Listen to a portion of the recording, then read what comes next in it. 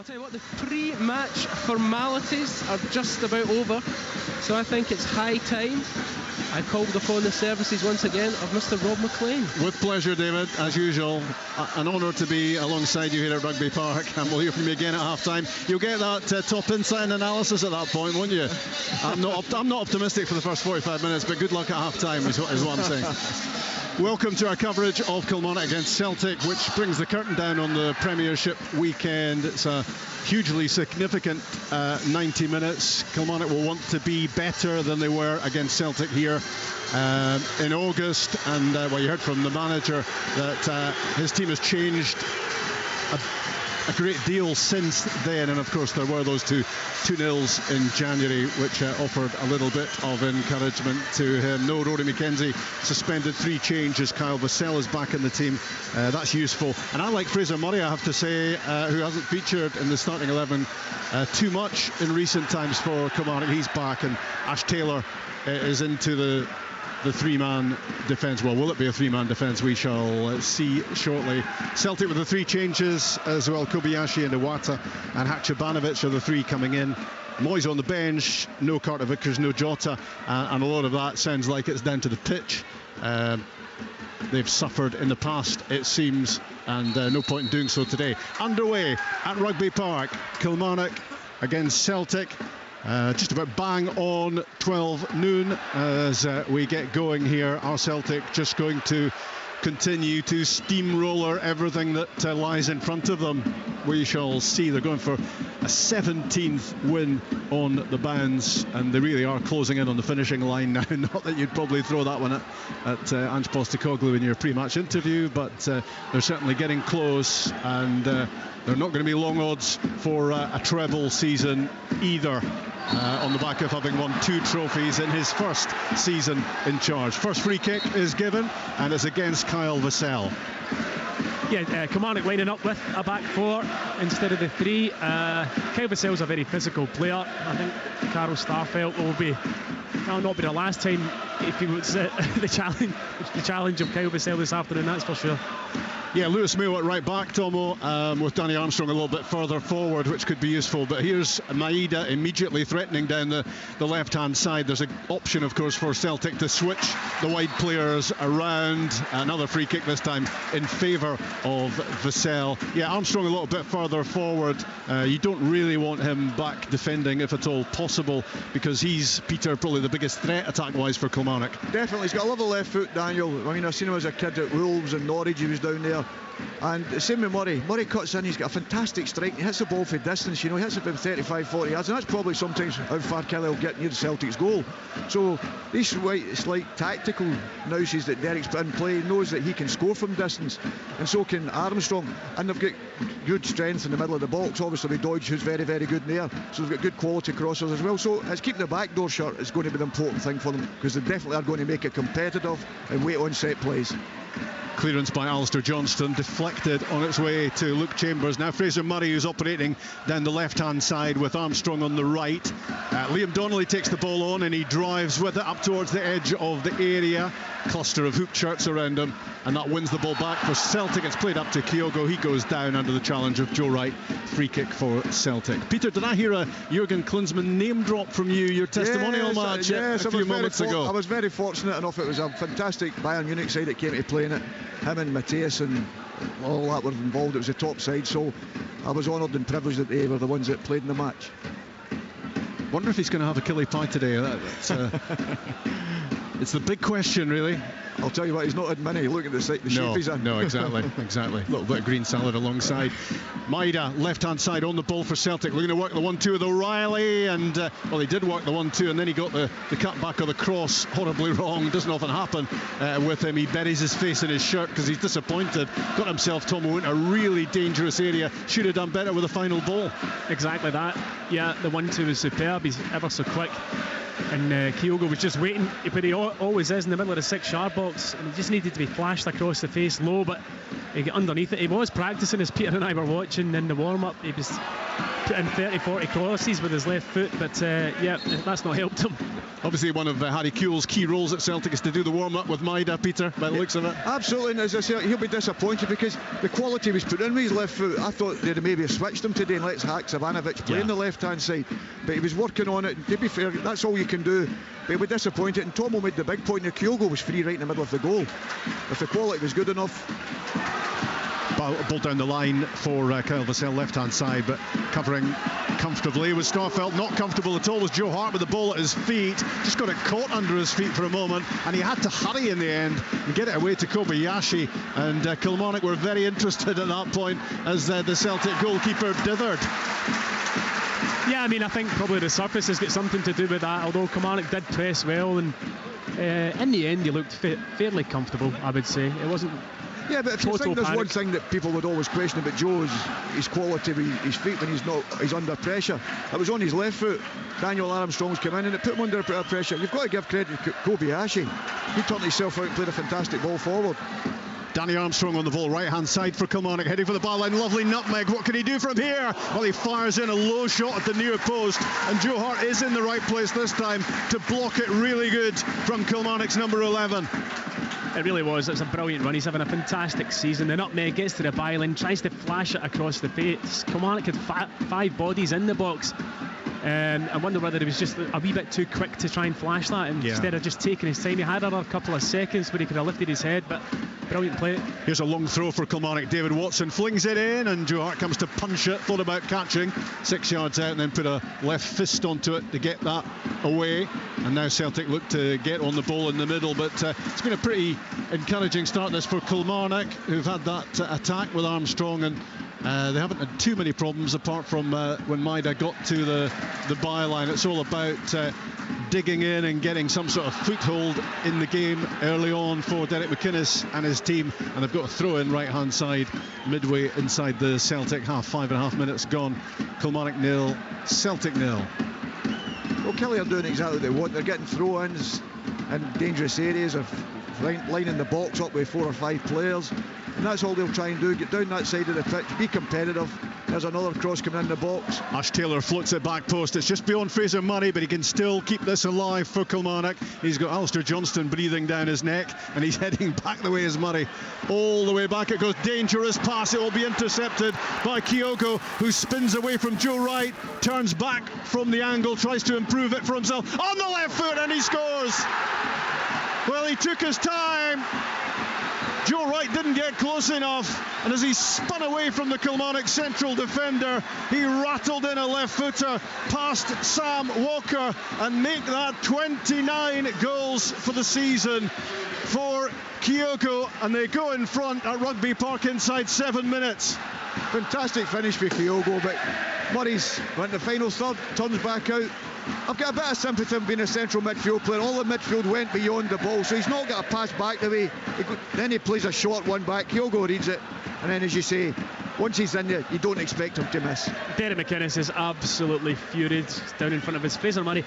He could have got the ball and turned towards the Celtic goal when at the start of that attack. He turns back the way, he goes back 30-40 yards, plays a short pass. Kyogo is so sharp, and his first touch to nick it round the defender was superb. He's in and goal. I thought he was going to shoot in his right foot. He probably should have done, but what do I know? He cuts back, he's looking for options, and then just decides, I'll have a go myself with his left foot low into the bottom corner. It's only strikers that would know that. Aye, and it's well, I felt as though Kilmarnock had started the game reasonably well, and they were taking confidence from that, but you know, just one moment, one lapse of concentration, and you can see how deadly Kyogo is. I think Fraser Murray was really keen to take the restart, which he did at the start of the match anyway, but it meant he was significantly far away from Derek McInnes, so that he wasn't getting complete headaches from him, because that's a massive blunder. You don't want to gift Celtic an opening goal. That's what Kilmarnock have done here. 100%, and as Tomo said, they'd started the game well and getting into good areas.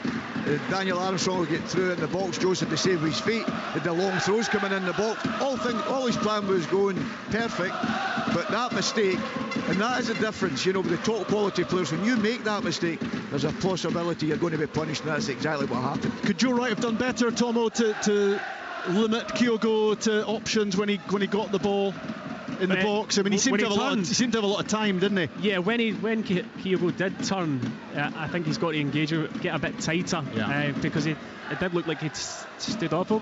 Taylor's cross into the box, flicked on by O'Reilly. Now Haksabanovic, right side of the box, feeds it back out. Johnston rolls it into the feet of O'Reilly.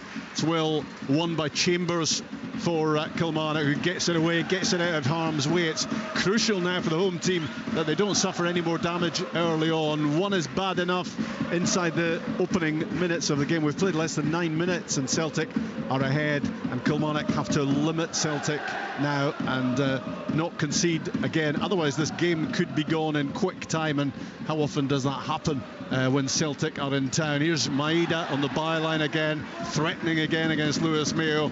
He slipped maybe as he tried to play it in. It's gone behind for a goal kick. Well, that's the thing, you're talking about the surface, and these are the wee situations, because it looked like slow motion when he turned them up. He didn't move his feet quick enough, and it looks as if you think, is that down to the surface? You know what I mean? And that's the times you can question it. There's a lot of water being put on it, obviously, and I don't know if that's one of the reasons that the boys try to keep his feet, but you're told when you're in that area, keep them wide and away from your goal. You don't let them back inside. That's the art of defending. Yeah, one of the big messages pre-match in the home dressing room would have been, now don't concede early on, just try and get through as much of the game as you can. It's always the same. Yeah. Well, they managed about 6 minutes before conceding in the 7th, but what's really painful about it is the part that Kilmarnock have played in it themselves. Poor from Murray, really poor from Fraser Murray, and then Joe Wright I think could have done a whole lot better as well, but you have to on the side of the credit, you have to give lots of it to Kyogo for just the coolness and the composure. And well, we've seen it so many times, it's not a surprise, but that's him one away now from the 30 Celtic goals, 23 of them in the Premiership. Phenomenal, it really is. He's a phenomenal player. It was another brilliant finish from him. It was his first touch that impressed me, to nick it away round the corner, set him up perfectly. Did you think you were looking in a mirror? No, I certainly did not, no. That's unusual, you're not looking in the mirror. Well, that's true actually, yeah. My touch would have gone out for That's a fair point, Peter. Haksabanovic runs into Chambers and the ball goes out for a Celtic throw-in. Well, Kilmarnock might not want to concede again. Celtic have got an appetite to score more and score quickly and get this put to bed as soon as possible, and maybe then Klinsmann will get a look at off the bench. But at the moment, 1-0 Celtic it is, with nearly 11 minutes played on BBC Radio Scotland, the 6th and final game in the Premiership this weekend. Kobayashi looking pretty comfortable early on. Iwata to McGregor to O'Reilly, and his pass angled out right side. Haksabanovic, he rolls it in behind Murray for Johnston to cross the ball, back post, and there is goal number 2. It's as easy as that for Celtic. It's Dyson Maeda this time. Well, Kilmarnock are being torn apart here, and it's all very straightforward for Celtic. They're already taking another step towards another title. There are 2 goals up inside 12 minutes. Maeda this time. You talk about simplicity, you know, Haksabanovic pitches it up. All of a sudden, you've got Johnson running by. Could Fraser Murray do a little bit more body contact? I didn't want to pick him out because of his mistake earlier, but yeah, he could do. And you're thinking to yourself, come on, you've got to be competitive when you're playing against anyone. But it's a great pick out when Johnson gets there. And as Maeda's done time and time again, getting into that back post, and thankfully he's got the finish on it this time, because he gets into the areas and maybe doesn't score as many chances he did, but it was very, very comfortable, and that's the thing that'll be disappointing, Derek. There was no contact in the build-up, and if you're playing against Celtic, you have to be competitive. 12 minutes, 2-0 down is the worst possible start, and yes, Fraser Murray is slightly to blame in letting Johnson get to the byline ahead of him, but the cross in is absolutely superb. He just stands it up. Maeda coming in at the back post with a simple header from only, 3-4 yards out, and again, Derek McInnes absolutely furious. How much are the Celtic fans thinking about Juranovic? Not very much, I don't think, these days. Alistair Johnston has been absolutely incredible. Here comes Maeda threatening again, left side, cuts it back for O'Reilly, and it's a real scramble for Kilmarnock to get it away. Ash Taylor in the end managed to get the ball clear. This scoreline could become just about anything the way the game's going. Listen, we keep talking about the manager and the demands the manager puts on them, but these players, the tempo they play on the football pitch, you've got to give them great credit. You've got to tip your hat to them. It's all right someone telling you, you've got to go on and produce it when you're across the white line, and every one of them seems to be champing at the bit, going pressing. Somebody loses the ball, you wouldn't even know because they've already won it back, because somebody else has won it back. And that the group, when they've not got the ball, how tight they are, how competitive they are. And I think people forget that at times, how competitive they are. Forget how good the side they are, but how competitive they are. Sam Walker launches the ball forward for Kilmarnock. Can they get a goal in the game? That would make all sorts of difference. It was Fraser Murray who was trying to get on the end of the second ball there inside the box. He's taken a knock. He's still down. Well, he's taken a knock in all sorts of ways because, like you, Tomo, I don't want to be pointing the finger at him, but it was a blatant error for goal number 1, and I think he was just not switched on enough for goal number 2, because Johnston got in behind him to the byline far too easily. Yeah, I would agree. I mean, the thing is, when you're playing against Celtic, and if you make mistakes, if you're not completely switched on, the slightest wee error, the slightest wee lapse in concentration gets punished. And that's what will be infuriating Derek McInnes. Both of those goals are avoidable. And he finds himself 12 minutes into the game, 2-0 down. The game, in my opinion, is over for Kilmarnock already. Yeah. It's so surprising, you know. I mean, as I say, because it started well, and you can see the way Derek's lined his side up to try and get the ball wide, as we say, and get crosses in, or long throws and set plays.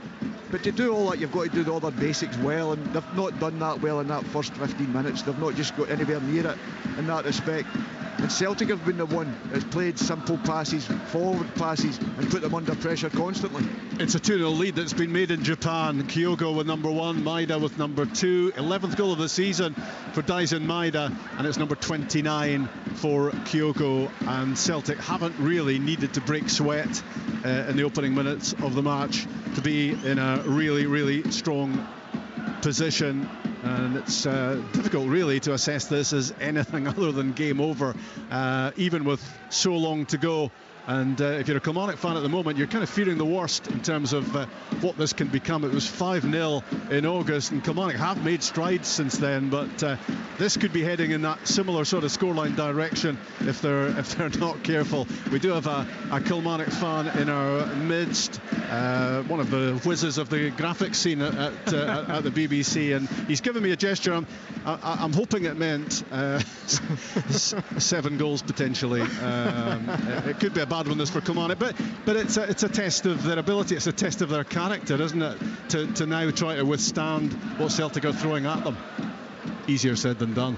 Iwata flicks it through for Haksabanovic on the right hand side, whips it in, dangerous cross, mistake by Wright, and O'Reilly on the right foot tries the angle shot. Wright recovers to block it. Well, the errors are coming thick and fast here from Kilmarnock, and they're running the risk of conceding again. O'Reilly denied that time, corner kick. Probably should have been 3. I mean, basic individual errors are costing Kilmarnock right now, and they've got to stop it, or the game will end up, 4, 5, 6-0, whatever Celtic want it to be. That was an easy clearance. Just clear it out your box. He gets it stuck under his feet, falls at O'Reilly's feet. He takes a touch at an angle, probably should have done better than he did. Deflected behind for a corner. Yeah, I mean, it's a hard watch right now. But then from the corner there, Starfelt should score. Yeah, well, Tom, I'm not complaining at all, but while you were talking, the O'Reilly corner comes in, and Starfelt gets the ball on the half volley, 6 yards out. That should be in the back of the net for number 3. Say, just poor defending, basics. And listen, you can do all the coaching during the week, all the working you want. If the players don't do the basics well, you're going to struggle, that's for sure. Iwata to Johnston. And you can just see in the body language of the Celtic players, they're not sitting on a 2-goal lead thinking, right, we're in a great position, let's just ping it around a bit. They will just keep on doing what they're doing. They want to get forward, they want to get into those dangerous areas, they want to score more, and that's the worst news Kilmarnock could hear at the moment, because they're making too much of a contribution themselves. Here it goes, into the box, Matt O'Reilly, and it's 3-0 Kilmarnock with little more than 17 minutes gone. It's a shocker of a performance, you would have to say, from the home team. They're getting picked apart, but Celtic are deadly. We know that. They've got an appetite to win this in style, and they're off to the ideal start. Kyogo, Maeda, O'Reilly, 3-0. Listen, Simplicity is genius, as he's saying. That's all it was, just simple passing. But yet again, the ball coming across the box, another missed kick. They just look nervous every time the ball comes near them, the defenders. And as I say, I can blame the surface, and I'm very much for looking after players in the respect to that. But you've got to do the basics as a defender, is make sure you get the full ball. Matt's went in there. He could have done it earlier. He's talked about Starfelt as well, and now you finally got a third. It could be 6, and as you say, what 20 minutes in? The pass from Greg Taylor was superb, you have to say. Yeah, he's had a wonderful season, and the ball into O'Reilly's feet was really, really good. O'Reilly takes a touch. It should have been defended slightly better, but the finish as well is a very good finish from O'Reilly. But for me, it was all made by the pass of Greg Taylor. Taylor's assist, O'Reilly's goal, and for him that is number 3 of the season. You expect him to score more than that because he gets into great positions. He of course creates lots for them. He's finished that really classily, but well, you would really, if you get that sort of room and time in the box and you've got his ability. He just passed it into the corner. Sam Walker didn't have a hope, but if Kilmarnock keep on playing like this could get really embarrassing for them. I was looking forward to that battle, Robin, there, because Matt O'Reilly and Liam Donnelly played together with me at Fulham in midfield. So I was looking to see how Matt would do that, because Liam's got more of that defensive strength and whatever, but Matt's just run off the back of him, you know, and get in the box, and he said that was Liam's strength, so they know each other well. But it's part of the game that Liam, as we say, we always, because he used to play at the back and whatever, and the game was always in front of him. But these small details as a midfield player, letting runners go, they're so important in games and the concentration levels. And as I say, Derek can do all the work in the training ground he wants, but it's a difficult afternoon if you don't get the players doing their jobs properly. Good work from Danny Armstrong, winning the ball on the right-hand side, then driving with it down the line. But who's chasing him? Who's nicking it back? Dyson Maeda. It's brilliant from Maeda. Yeah. It really is. Armstrong had about 5 yards on him there. He makes it up, wins the ball back for his team. His work rate has been incredible to watch this season as Dyson Maeda's. The only issue for Joe Hart so far has been the one he created himself when he just got the ball caught under his boot. It wasn't a big problem, but it was a little flurry of optimism, I guess, for Kilmarnock. But other than that, they've got nowhere near him. The play has been all in the Kilmarnock half, and I guess a big chunk of it has been inside the penalty box as well, as Celtic have been clinical as they are taking their chances. They could have been even more clinical, I suppose. They could have had more than 3 so far, but Kilmarnock just looked like a bag of nerves, to be honest. And a penalty conceded. Another mistake made. It's Christian Doidge with a clumsy challenge, and Celtic have a penalty. The challenge on Greg Taylor, and well, it could well be 4 after 21 minutes. You know, the referee didn't even hesitate to point to the spot. From where we are, it's difficult to see. We don't have a monitor, but wasn't any great protest from Doidge either. Just a simple ball into the box. He takes his touch round the corner, does Greg Taylor, and Doidge half a second late into the back of him, and now Kyogo's got the opportunity to make it even worse. That's a typical striker's tackle. Aye, I would agree with that. I would agree with that. Just waiting on VAR clearing that up. Yeah. David Dickinson is standing in the 6-yard box, just getting instructions in his ear ahead of this penalty.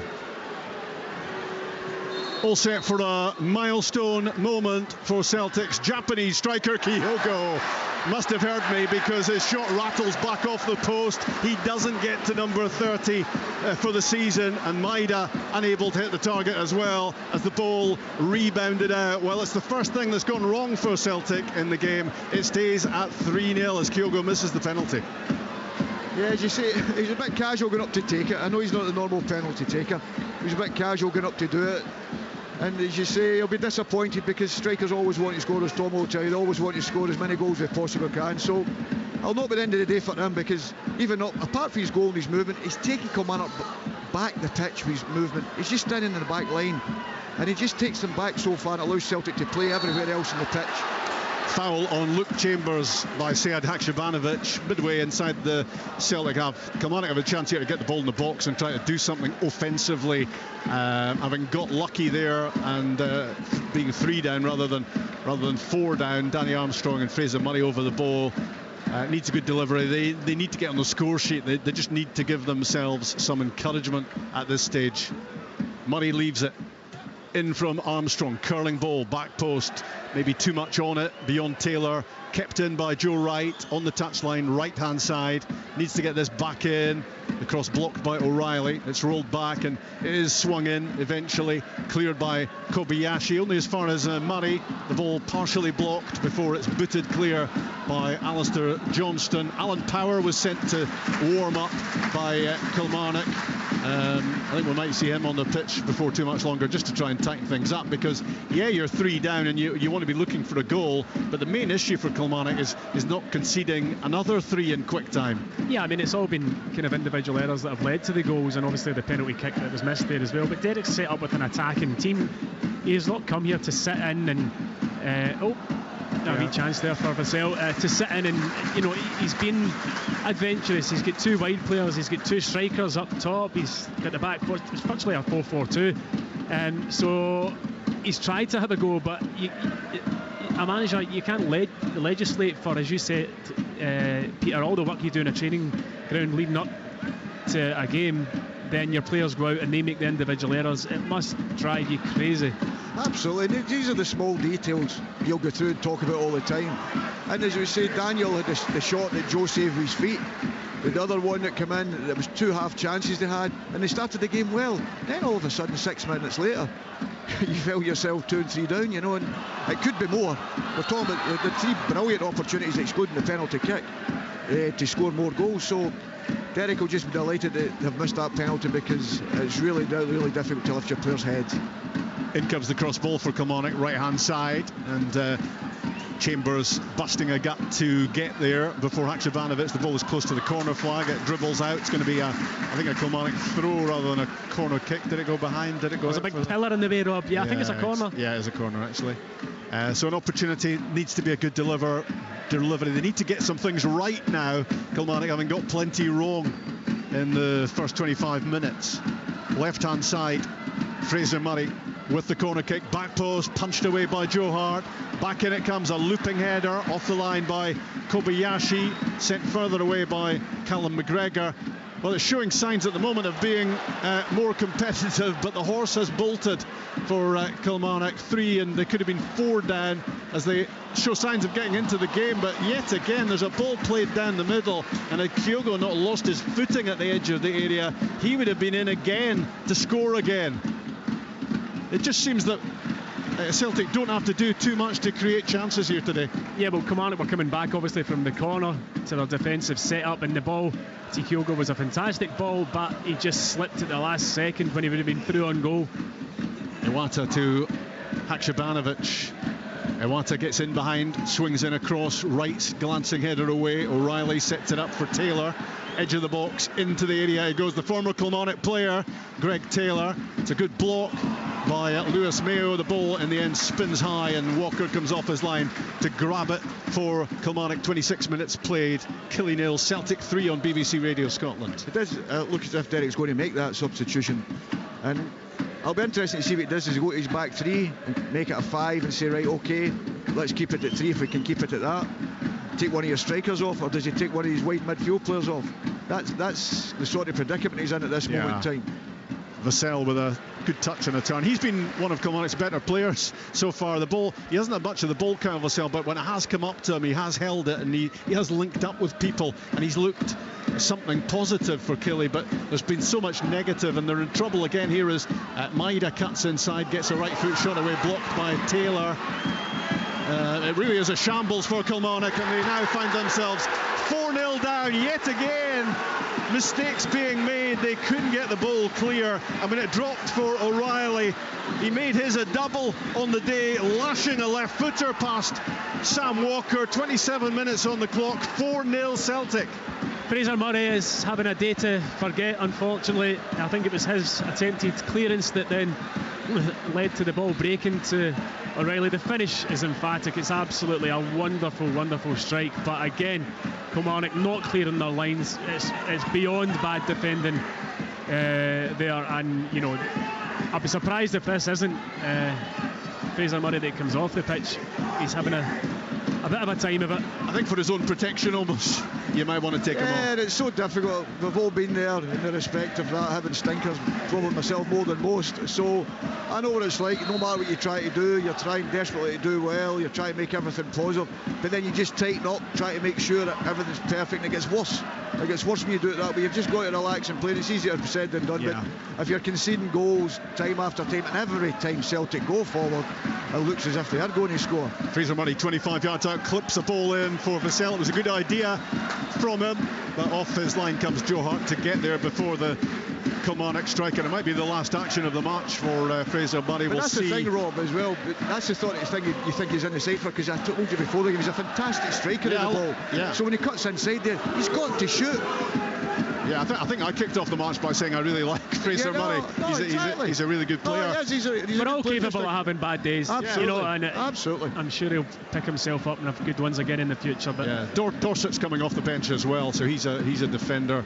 Alan Power is the club captain and a central midfielder, as we know. So it is an attempt here, presumably, from Derek to try and tighten things up, but too late might be the cry. well, it's damage limitation now, Rob. That's what it is. At 4-0 with less than half an hour gone, you're trying to make sure it's not getting embarrassing, which it already probably is. Yeah, I think when Celtic score so many so early, it's got to be embarrassing. O'Reilly's on a hat-trick as he tries to thread a pass through for Maeda. They're just able to do as they please in the game, Celtic. That's the most disappointing thing for Kilmarnock. And when you look at ways of describing the home team so far, you would have to say they've been a really soft touch, and they just haven't got close to Celtic. And pretty much every time the team in hoops has gone forward, they've got in behind, be it out wide or be it through the middle. They've been able to do whatever they fancy, and it's already a 4-goal lead. Haksabanovic in possession wide right into Iwata. But as you're talking about there, Rob, watch the Celtic players' movement, you know, to get into positions, get out space for other players to come into. They're doing it constantly, even though there's some Here's Johnston, rolls it for Iwata. Just couldn't get the touch, the Celtic midfielder, and it got away from him. Yet again, they're just meandering through into these threatening positions with no great opposition. Well, Fraser Murray, I don't think needed told that he was going to be getting the hook here. So off he comes. You do feel for him. Yeah. He's off. He's been involved, obviously, in 3 of the Celtic goals. And Christian Doidge has been involved in the 4th one, I guess. He conceded the penalty, and he's coming off as well. Dorset comes on. Yeah, Doidge hasn't done too much wrong. I think it's just purely for the formation change and to get the extra bodies into the midfield area. He'll be disappointed, but he's just taken one for the team there, really, for Fraser Murray. You can see in his face there when he came off, dejected. He knows he's had a bad day at the office.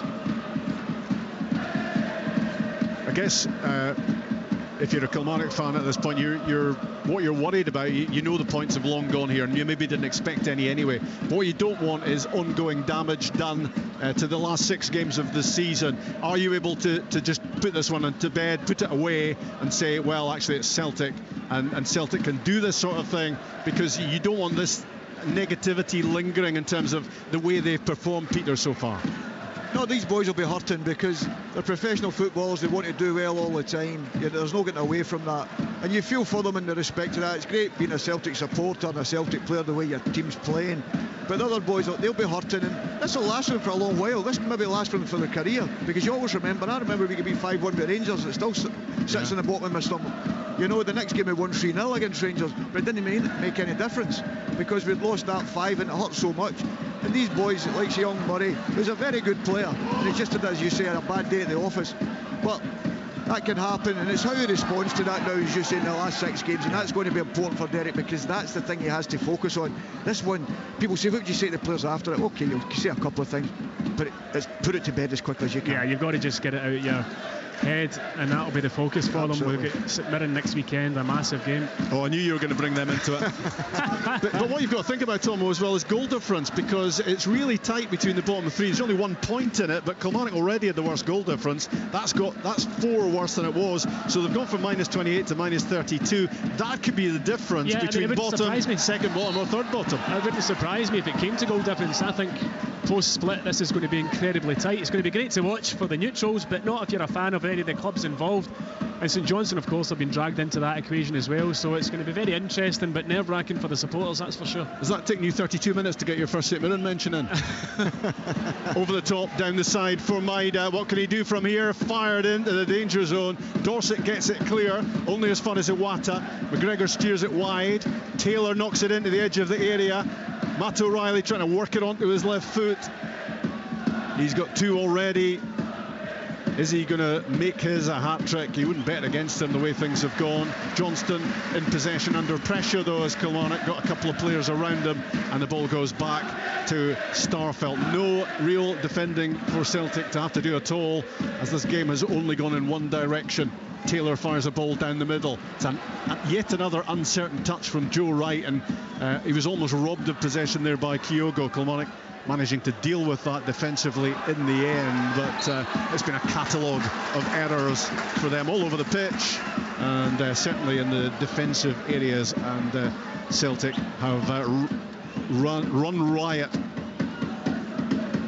That was good play from Vassell again. You know, the ball up to him, he takes it in, uses his strength, his power, draws the foul from Starfelt, and an opportunity for Armstrong to put this free kick into the box now. And a lot of Kilmarnock's goals this season have come from set plays, so we're looking to take advantage of this. A couple of yards in from the touchline, left-hand side, midway inside the Celtic half. Armstrong swings in the free kick, and Joe Wright gets his head to it at the back post, but it's maybe the way the game's going for him. He couldn't really get over it, steer it back into the 6-yard box. It goes behind for a goal kick. Chance gone for Kilmarnock from the set piece. Yeah, as you say, the quality that Danny Armstrong's got, you'd expect better to put Celtic under a little bit more pressure. There's things you've got to do to try and get yourself back in. If you end up getting 1 or 2 opportunities and try and get a goal from it, to lift a bit of the spirits, okay, you're getting a bit of a doing, but if it comes 4-1, 4-2, something like that, then okay, you can say, well, I mean, the goals were catastrophic, every one of them. You know, there wasn't one that Celtic had to work hard to get. You know, and that'll be the big disappointment for all the players. And the missed penalty as well. Absolutely. Yeah. Almost inside the last 10 minutes of the first half. Kilmarnock would take that half-time whistle anytime you fancy. Some of them will need to lie down in a darkened room during the interval, having gone through what they've gone through, and of course 4-0 could have been a whole lot worse, which sounds incredible when you think there are only 35 minutes gone in the game.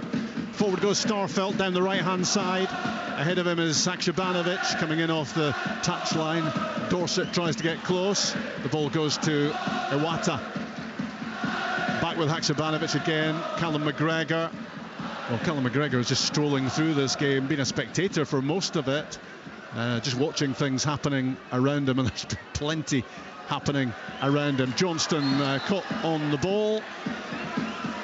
He's fortunate not to get a booking there. Yeah. That's what the manager will not want. He'll not want silly injuries or silly bookings, you know, and it can happen in these games if you get a little bit sloppy. So Alistair's lucky not to get the booking there. And you'd only be human if you got a little bit complacent at this stage when you're 4 up. Absolutely. So the free kick after that foul by Johnston is midway inside the Kilmarnock half. Sam Walker, the goalkeeper, to take this. Upfield it goes towards Vassell, headed away by Johnston. Bouncing out for the Kilmarnock throw, just underneath us. 26 of their 28 points have come here. Kilmarnock really poor on the road this season, but certainly it's been productive here. Not today, but most of the points have come here. It's going to be a real dogfight at the bottom between themselves. Ross County have gone bottom on the back of results over the weekend. The Dundee United who've come off the bottom of the table. In between the two of them are Kilmarnock, and their goal difference has taken a real hit in the course of this first half. Haksabanovic to Kobayashi, left side of the Celtic central defence. Ahead of him, McGregor and Taylor. Out wide, Dyson Maida. Back to the halfway line, and Starfelt just slowing it down for a moment. Celtic, that doesn't often happen. They play a furious tempo, and well, today Kilmarnock just have not been able to handle it at all. But it's been about what Celtic have done in the first half. It's also been about what Kilmarnock haven't done. and that all adds up to 4-0 and a missed penalty. I think we've got to give credit to Maeda as well. His work ethic against the ball's fantastic, but his runs in this first half, I know his quality in the final ball has not been great all the time, but he's given Mayo a real tough afternoon because of his movement with and without the ball. Here he is again on the touchline, fed the ball by Greg Taylor, and it's back with the former Killie left back, who just has a licence to roam into all sorts of attacking areas for Celtic. And across on the other side, Haksabanovic to Kyogo, who spins out wide, links with Johnston. The back heel ends up at the feet of O'Reilly at the corner of the penalty box. McGregor feeds it across to Taylor. He went down, then got straight back up, the Celtic captain, and just in time to have the ball back at his feet. Now Iwata. They're working hard, Kilmarnock, at shutting Celtic down here, but that is a major challenge. Johnston clipped towards the corner for Haksabanovic. Across comes Donnelly. The ball goes out. It will be a Celtic throw.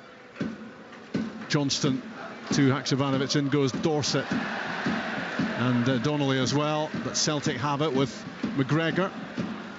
Haksabanovic tries to get in between a couple of Kilmarnock players. Into the box it goes for O'Reilly with his right foot, cuts it back. In goes Kyogo. Good challenge from Ash Taylor. It was, I think, got a challenge in on that, and it ends up in the gloves of Walker, to Kilmarnock's great relief. Yeah, there's just a lot less space now for Celtic to operate in since the change of shape. Obviously the 5 in midfield, just the one up front for Vassell, and they're sitting deeper and just trying to block Celtic out. But Celtic are very patient with their ball. They're moving off the balls very, very good, but they're not going to be cutting through Kilmarnock like they were in the opening 20-25 minutes when it was just every attack was so easy. Don't know if Jurgen Klinsmann has waved across to you at all, Peter, being a close personal friend. Being a friend, yes, I'm not so sure. But I better comment on what's happening here. But as Kyogo tries a shot from the edge of the area, it's straight at Sam Walker, but it was hit with real power, and all the Killie keeper could do was beat that away. You can't really divert too much away from the action because the chances just keep on coming from Celtic to add to this already impressive scoreline. Came from another mistake in the middle of the park. This time it was Alan Power that gave the ball away, allowed the pass through to Kyogo. He probably should have put it out left to Maeda, who was free, but he took a shot on himself straight down the goalkeeper's throat, and an easy save in the end. Well, it's interesting watching. Defenders are not putting their body in the line to block the ball. Simple things, you say, make sure you get the first touch, make sure you don't let strikers turn. The Celtic are doing it constantly, and you think when you're forward, I say, well, I'll need to get a bit tighter, I'll need to move up the pitch a little bit. They're doing the exact opposite, and that happens when you go the goals obviously behind. They get deeper and deeper, which makes it difficult for the midfield to engage at any time.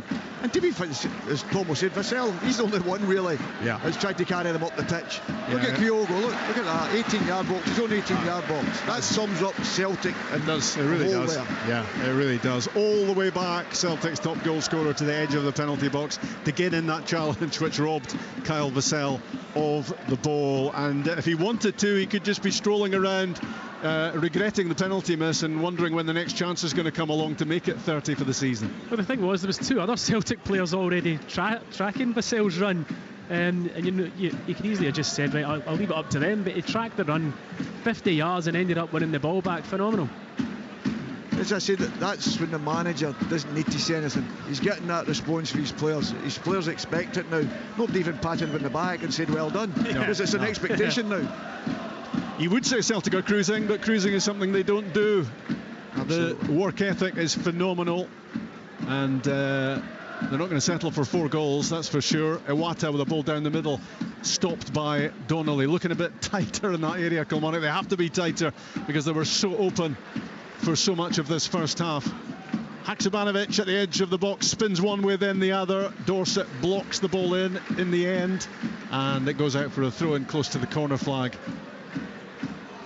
Not too many Kilmarnock fans here today, lots of empty seats, and maybe the ones who haven't come are breathing a sigh of relief and telling themselves they took the right decision because they didn't really want to watch this sort of torture being inflicted by Celtic. You like to think that your supporters come and support the team come hell or high water, but clearly by the looks of the attendance here, you would say that some Killie fans have decided to give this a miss. Yeah, it's quite sparse. I don't know about the stand we're in. I can't see that obviously too much, but certainly the stand opposite us and the stand to our right are fairly empty. Unfortunately, quite a lot of them left.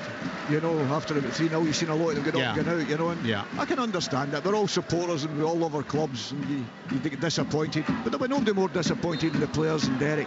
Let's not get away from that. They'll be embarrassed. It's about pride, isn't it? Absolutely. Yeah. So they're embarrassed as well. They feel as if they'll let themselves They're down. not the first team this season that's taking a doing off Celtic. They won't be the last. So but I think you can cope with that, Tomo, if you've actually done all you can do in the game. And Celtic have been brilliant. Celtic haven't had to be brilliant here today. No, well, they have been brilliant. But, I know.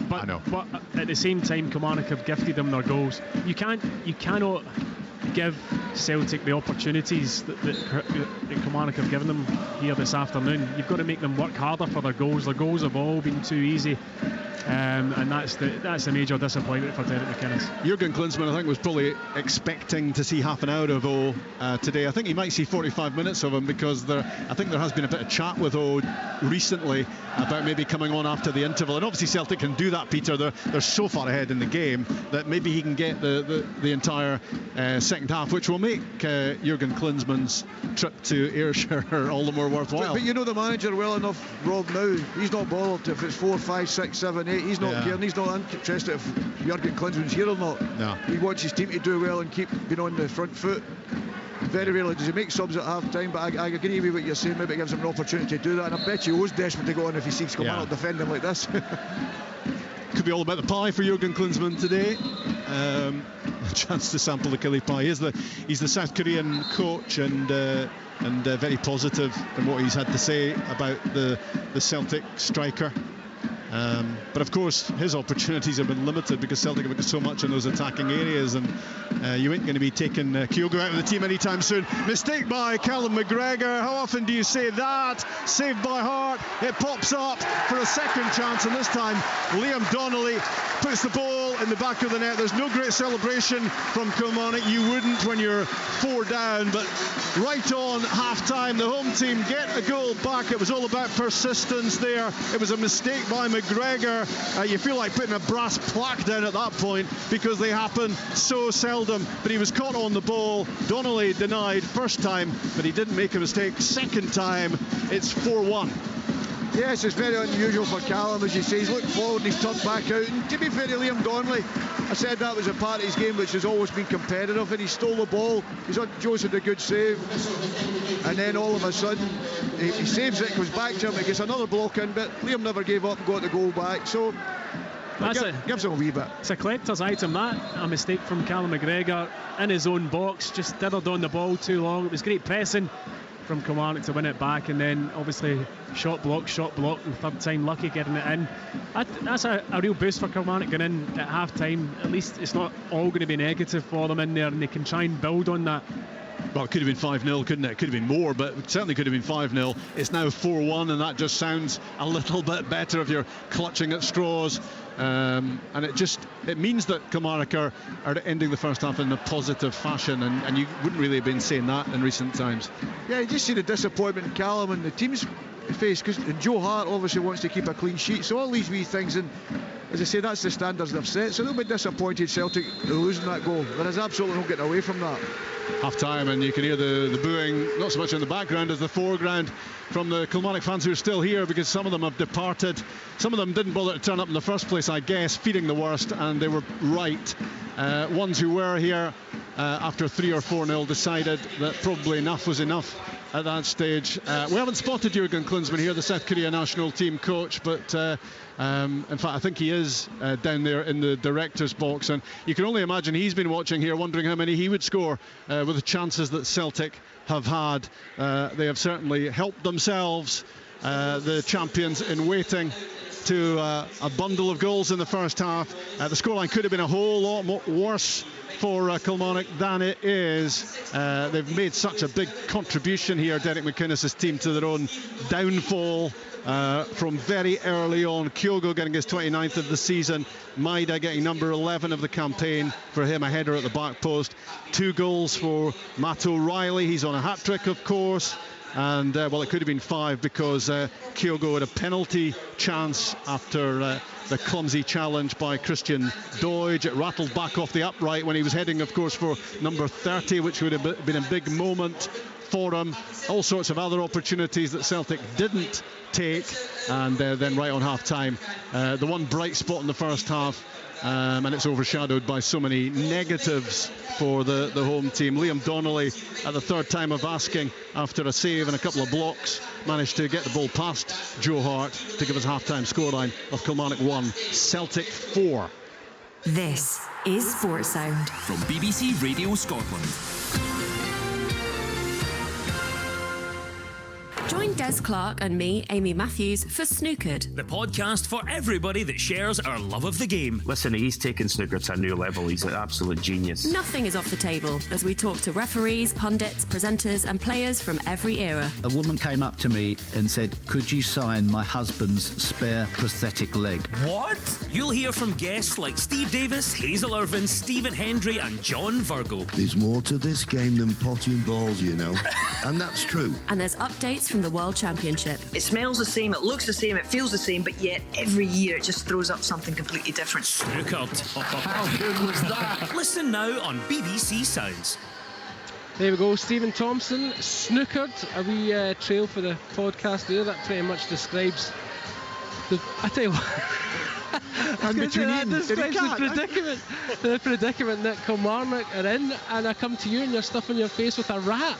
So I'll tell you what, I'll pass that question. I wasn't expecting you to come so quickly there, David. What were you expecting? You were going to ask me a question about snooker? No, I was saying Snookered pretty accurately describes the predicament in which Kilmarnock find themselves. Yeah, I think that's just about accurate, David. Yeah, I mean, Celtic have been brilliant for Kilmarnock. They started the game brightly. I felt, Derek would have been pleased with the first 5 minutes, creating a couple of opportunities, getting the ball into good areas. However, basically what Kilmarnock have done is shot themselves in the foot, not once, not twice, 3-4 times, and you can't legislate for that as a manager. Individual errors. I mean, you've got to feel sorry for Fraser Murray, but he was involved in 3 of the 4 goals that Kilmarnock conceded. Derek had to make a change. He changed the formation, and it has made Kilmarnock slightly more solid. Certainly centrally, there's not as much space for Celtic to play through them, but Celtic still look capable of scoring more goals. And it really was damage limitation, but to Kilmarnock's credit, they have fought back and got a goal back.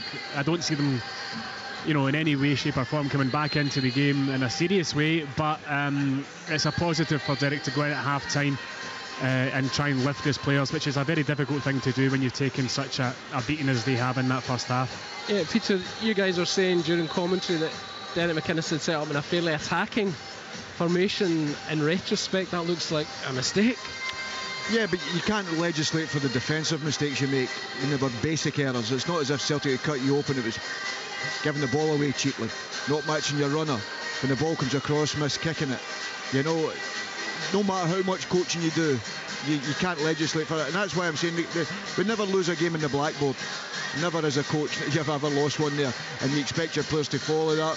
But doing the basics right is a must, especially when you're playing someone like Celtic. If you don't do these small details really, really, really well, because they've got better quality players, but the basics of defending and the basics of tracking runs, if you don't do all these things well, you'll end up what happened there. And it was sore to watch for them, Kilmarnock, actually, because it could have been 5 or 6, never mind the penalty kick. Starfelt's missed a good chance, O'Reilly's missed a good chance, and it was all for poor Kilmarnock defending. Yeah, Tomo, Fraser Murray was in an attacking position, and he played the ball back and played his colleagues into trouble, and things kind of just unravelled from there, because they had started brightly. Yeah. Armstrong pulled off a nice wee nutmeg early on, and you're thinking, Kilmarnock are looking good, and then it just seemed to change in that moment. Yeah, it did, and he knows he's made the wrong decision.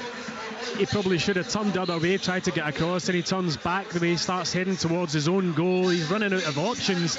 He sees the pass to his centre half. He's short with it. On this surface, you've got to be so sure because it's sticky, it's slow. Keogh goes onto it like a flash and nicks the ball round. His first touch was exceptional to get round the defender. I actually felt as though he should have hit it with his right foot as he's bearing down in goal, but he chops back in. And then the defender didn't get close enough, Joe Wright. He stands off him, he's 1.5 meters away from him, and I thought Kyogo would have looked for a pass. inside. There's a couple of options arriving into the box, but just takes a shot on his own low into the box, and any kind of positivity that Kilmarnock had at that stage was gone, and they capitulated from that moment on. It was error after error after error, and you know, Celtic, they smell blood and they just went after Killie, and you know, at one stage it was looking like it could have been any score Celtic wanted it to be. The changes have helped, there's no doubt about that Killie are now looking more solid, but the damage unfortunately is already done. The damage is done.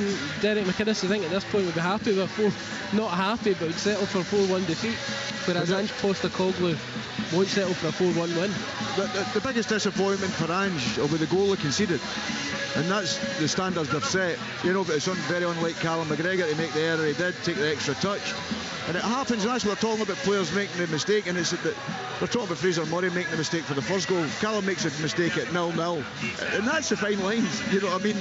All of a sudden 3 and 4 it becomes highlighted then with young Fraser. Callum makes a mistake, and that's the thing Callum will be more disappointed. It's the thing that Ange will be more disappointed they've conceded a goal, because they want to keep clean sheets. They've set the standards, and it's the standards the players have set. So he'll be disappointed. It gives him an opportunity to use some other boys, because they talk about this surface quite a lot, so it'll give him an opportunity to do that, because he'll be really focused on the next period of games. That's what he'll be looking at as well now. So you maybe see O coming on at the start of the second half, guys like that, David Turnbull, who's not played a lot, and he maybe gain legs in these guys, and that'll be his big concentration now. Immediately after that first goal, Tomo, my thoughts were, against other clubs in the Premiership, you get away with that mistake, but Kyogo's so nimble, so alert, he just punished him. You could say that about every mistake, even the second goal, for the ball in for Maeda. You know, normally you might not have that, another team might not have that quality or cross coming in, or, you know, you could basically, against other teams, you make errors all the time in football, and against other teams in the division, out with Rangers and Celtic, then you generally aren't going to get punished. You know, you might get away with it, but against Celtic, if you make errors more often than not, I mean, you only need to look at the Old Firm game last weekend with the 2 errors that Rangers made, and they're punished. That's the difference. So you can't give goals away cheaply, which is exactly what Kilmarnock have done. The second half now for them, do they go and try and get a second goal, or is it very much just damage limitation and try and keep a bit of respectability about the performance and the score in the second half, because there is so much to play for Kilmarnock in the games to come. This one's gone, but you know, what they don't want is to have a kind of catastrophic afternoon where it really affects the players moving forward. If they can not concede in the second half, and then they can take positives from that second half and just say, right, okay, we had a shocker for 45 minutes, let's move on to the next game. I think that's the key for them now. Well, Celtic previously this season, Peter, have taken 9 off of Dundee United, 6 off of Hibs, so you know what they're capable of doing. Absolutely, and that's what you've got to be careful of. And Tomo's right, if you're Derek there now, there's not much you can do about the first. You'll mention obviously certain situations in the first half, but the biggest thing is what you say. Do you usually go in and say, well, let's try and win the second half? For me, Derek will be saying exactly what Tomo says there. Let's not concede. Let's try and make it defensively strong. When we got opportunities, set plays, let's make them better. And it'll be very difficult for Derek, because he'll be hurting at this moment in time. So that clarity in the manager has got to be there, because the players know you're hurting, you know that you're hurting for them as well, so you have to be clear in your message for them to make them feel a little bit better going out the second half, because it's a big 45, 46, 48 minutes, whatever it's going to be the second half. So they've got to try and come out of this with some pride, because that's really what you're playing for at this. And if you do that, there's a forgiveness that the manager will make up and say, well, everyone was a mistake, the way we, because it can't say the way they started, because as we talked about, you're told Daniel Armstrong with the shot that Joe saved, Joe had the punch away, so they had the best 2 opportunities earlier in the game, and then all of a sudden one mistake. And I've got a bit of sympathy, as I said during the game, about Fraser. When Fraser turns back, the midfield is way beyond the game, so he's not got a pass into midfield, so he looks back again, he changes his direction and then passes it too far back, and players like Kyogo are watching for that, and that's the difference at the level when you're playing against someone else. Their strikers are in back of the park defending, not with Celtic. They've got Kyogo sitting there thinking, go on, you pass it back to me, and I'm waiting that mistake, and that's exactly what happened, and that's why they get punished for the first goal. Interestingly, Tom, when Derek McInnes changed the personnel and changed the shape, and Kilmarnock are more compact, almost Celtic have to try and carve a way through them, but you almost get the sense that they will find a way through, however many men you get behind the ball. It's what they play against every week usually, is teams sitting in with 9 behind the ball, 10 behind the ball, and they've got to find a way to break through. But because their movement is so good off the ball, generally they do. But there's no doubt, you can see it has helped Kilmarnock just having that extra body and Alan Power in that central area. Celtic are not able to pierce through them as easily, but they will find ways, they will get opportunities in the second half, there's no doubt about that. Because of the quality of players that they have, and they're very comfortable in tight areas. Generally when you're playing in a team's so deep and there's so many bodies, teams give the ball away because you're under pressure, and you've got men on you constantly. Celtic thrive on that. They thrive on having people pressing them and being on top of them because they're so comfortable on the ball, and they've always got options off the ball that it doesn't really bother them. I think the big thing, David, when you're looking at it, how do you say against Celtic? You look at them at the back, you think they're always vulnerable because they've got they leave 2v2 or 2v1 at situations. But because there's so much pressure further up the pitch, they don't allow you to lift your head. So Kilmarnock can't even play the ball long because Celtic are putting them under pressure, stopping that. So Celtic will probably train with saying, right, OK, we'll fill the defensive third and let's go and try and break it down. I'm sure the manager will do coaching sessions like that. So they're used to that quality, playing against that quality to try and break it down. And the thing that Derek's caught out with, do I go with one up? So if I put the one up and we clear it long, the ball's coming straight back, so we're defending for 90 minutes. So I understand what his situation he set up. I can understand that 100%. And it's okay when you lose 4 people will always question it, but I can understand exactly what he done. Fraser Murray says he's got a good right foot on him, he can score from distance. It never worked out for him. Daniel Armstrong, lovely left foot. You've got Doidge, you've got Vassell, 2 strikers who like the balls coming in the box. So you would say Derek's tactic in that respect was correct, but it doesn't legislate for the mistakes you make. And if you, as we say, we came back to that, all that preparation goes out the window because of the mistakes of the individual. And the keeper's not had a save. I think he's had 1 save. Walker's had 1 save and he's picked the ball out of the net 4 times, and he's had 1 save tonight. I know Celtic could have scored more, but he's had 1 save in the full game. Yeah, and that 4 goals conceded, Tomo, I mean, that doesn't do their goal difference any good whatsoever. You look at the league table, they're a point off bottom with having conceded the greatest amount of goals this season. It's alarming for them, isn't it? Yeah, and they've also scored the fewest goals, so it doesn't make great reading for Kilmarnock at all, and it's going to be so tight. I said that during the commentary that these post-split games are going to be good to watch from our point of view, but if you're a supporter of the clubs that are involved, it's going to be hell. I think it'll go down to the wire, I really do. I think we'll be looking at last day games to see who survives and who goes into the playoffs. But Kilmarnock, they know today was always going to be a very difficult ask to get anything from Celtic, and the games that are coming up after that now take extreme importance, and they've got to just find a way of forgetting about that first half performance. They've got an opportunity here in the second half to bring a bit of respectability back to the overall performance and try and see out this second half without conceding. However, as we know, Celtic are so relentless, they'll not be happy with 4-1. They're going to want 5 and 6, so it'll be interesting to see how this second half unfolds. Yeah, your thoughts for the second half, Peter, before I hand back over to Rob? Well, I just think Celtic will be more of the same. Kilmarnock have obviously the one that's got to be tighter and more competitive. I think that's the biggest thing, Derek, is that competitive edge. Defenders getting tighter to strikers if possible, stop the shots getting away, stop the crosses getting all the basics. And I think Celtic are going to make that change with O as well. So he'll be looking to score. He'll be desperate to improve and impress Jurgen Klinsmann. Yes, indeed. Thanks very much, Peter. I can see just about to come on for the second half, Rob. So Jurgen Klinsmann hasn't wasted his trip to Ayrshire after all. And Kyogo's going to be punished for missing that penalty. Off he goes. It's not going to be number 30 for him in this game. Only a matter of time before he hits that milestone. I'll be disappointed though that he didn't do it with a chance from the penalty spot. And he is replaced at half-time, as we suspected, by the Korean international striker as the second half gets underway. So Jurgen Klinsmann's going to get plenty of time to have a look at one of his strikers in the Korean national squad. There is breaking news that Callum Davidson and St Johnstone have parted company. So more detail on that to come later. But it is the end for Callum Davidson, it seems, as St Johnstone manager, Tomo. Yeah, I really feel for Callum. He's seen such highs and such lows in his time with St Johnstone. He'll forever be remembered as a club legend for what he achieved in winning those 2 cups.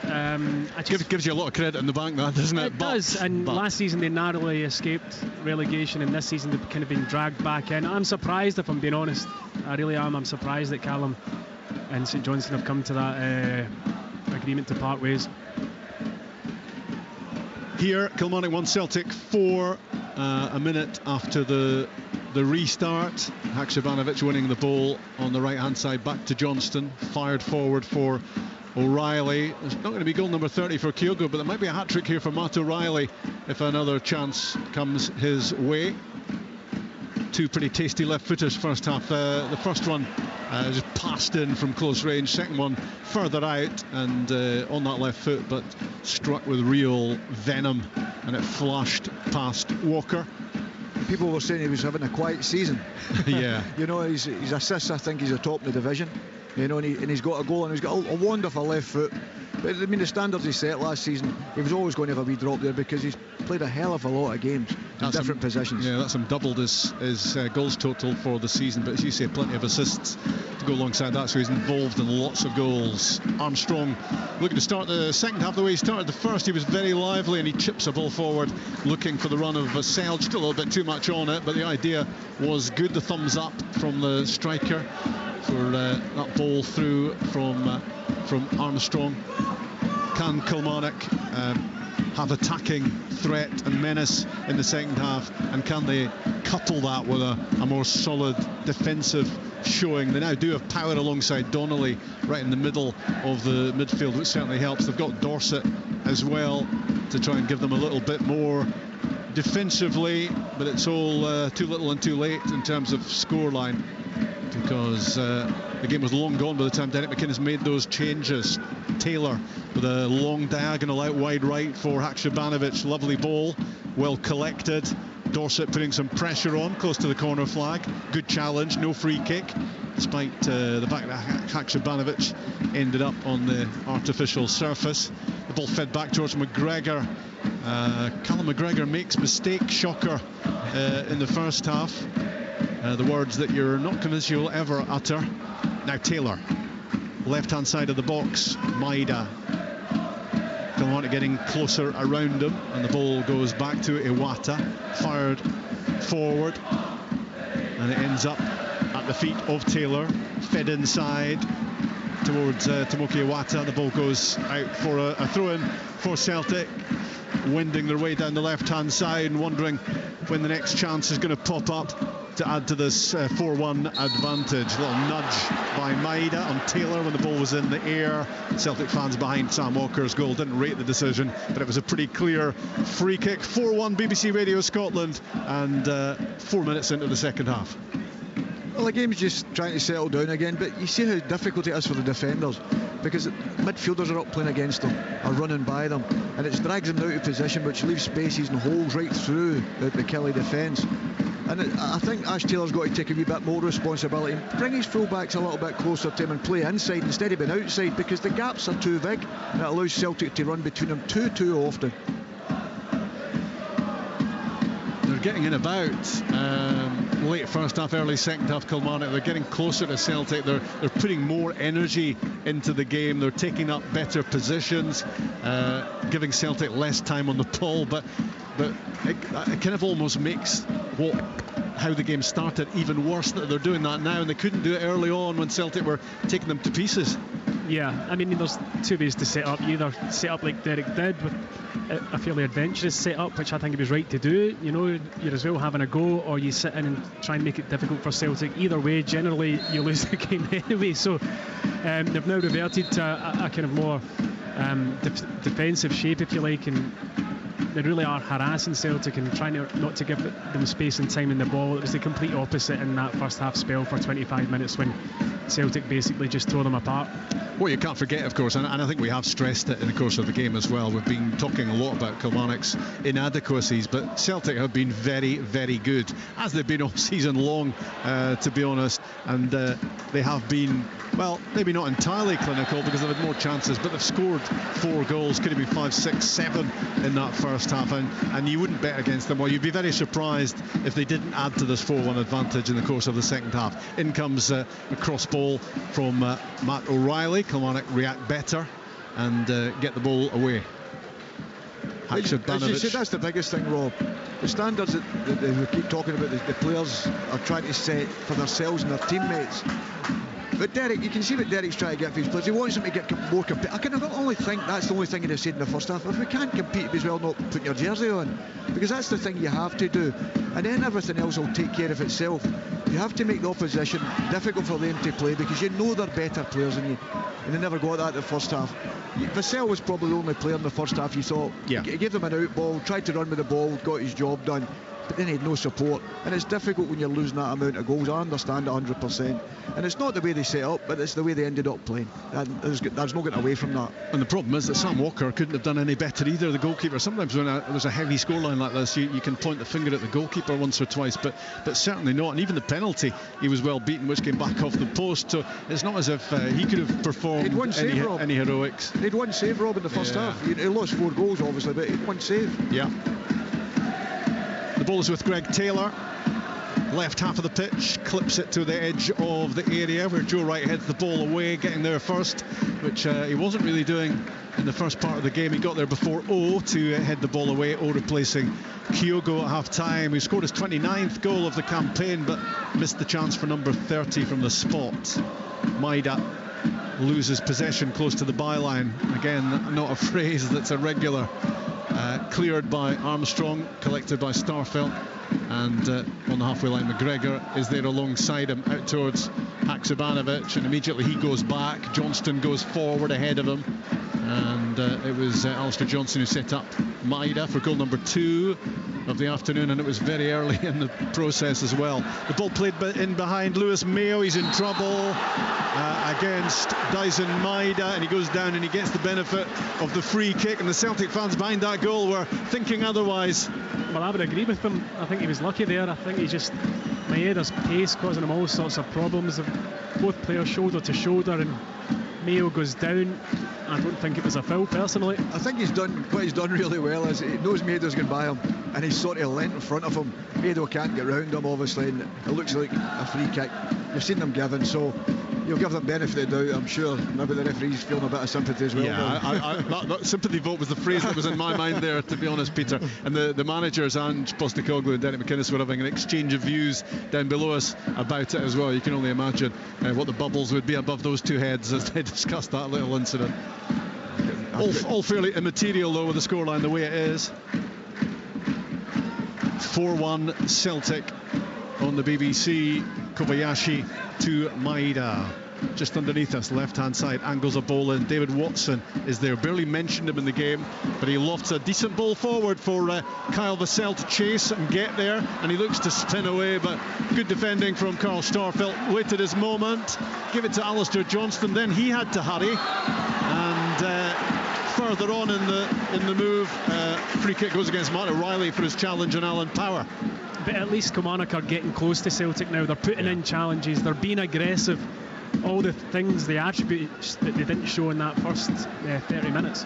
Yeah, you can't rewind the tape. All you can do is try to be better as the game goes on, and they certainly have been better, much more competitive, combative, and they've got a free kick here, and if Dan Armstrong puts it into a good area, they might have an opportunity.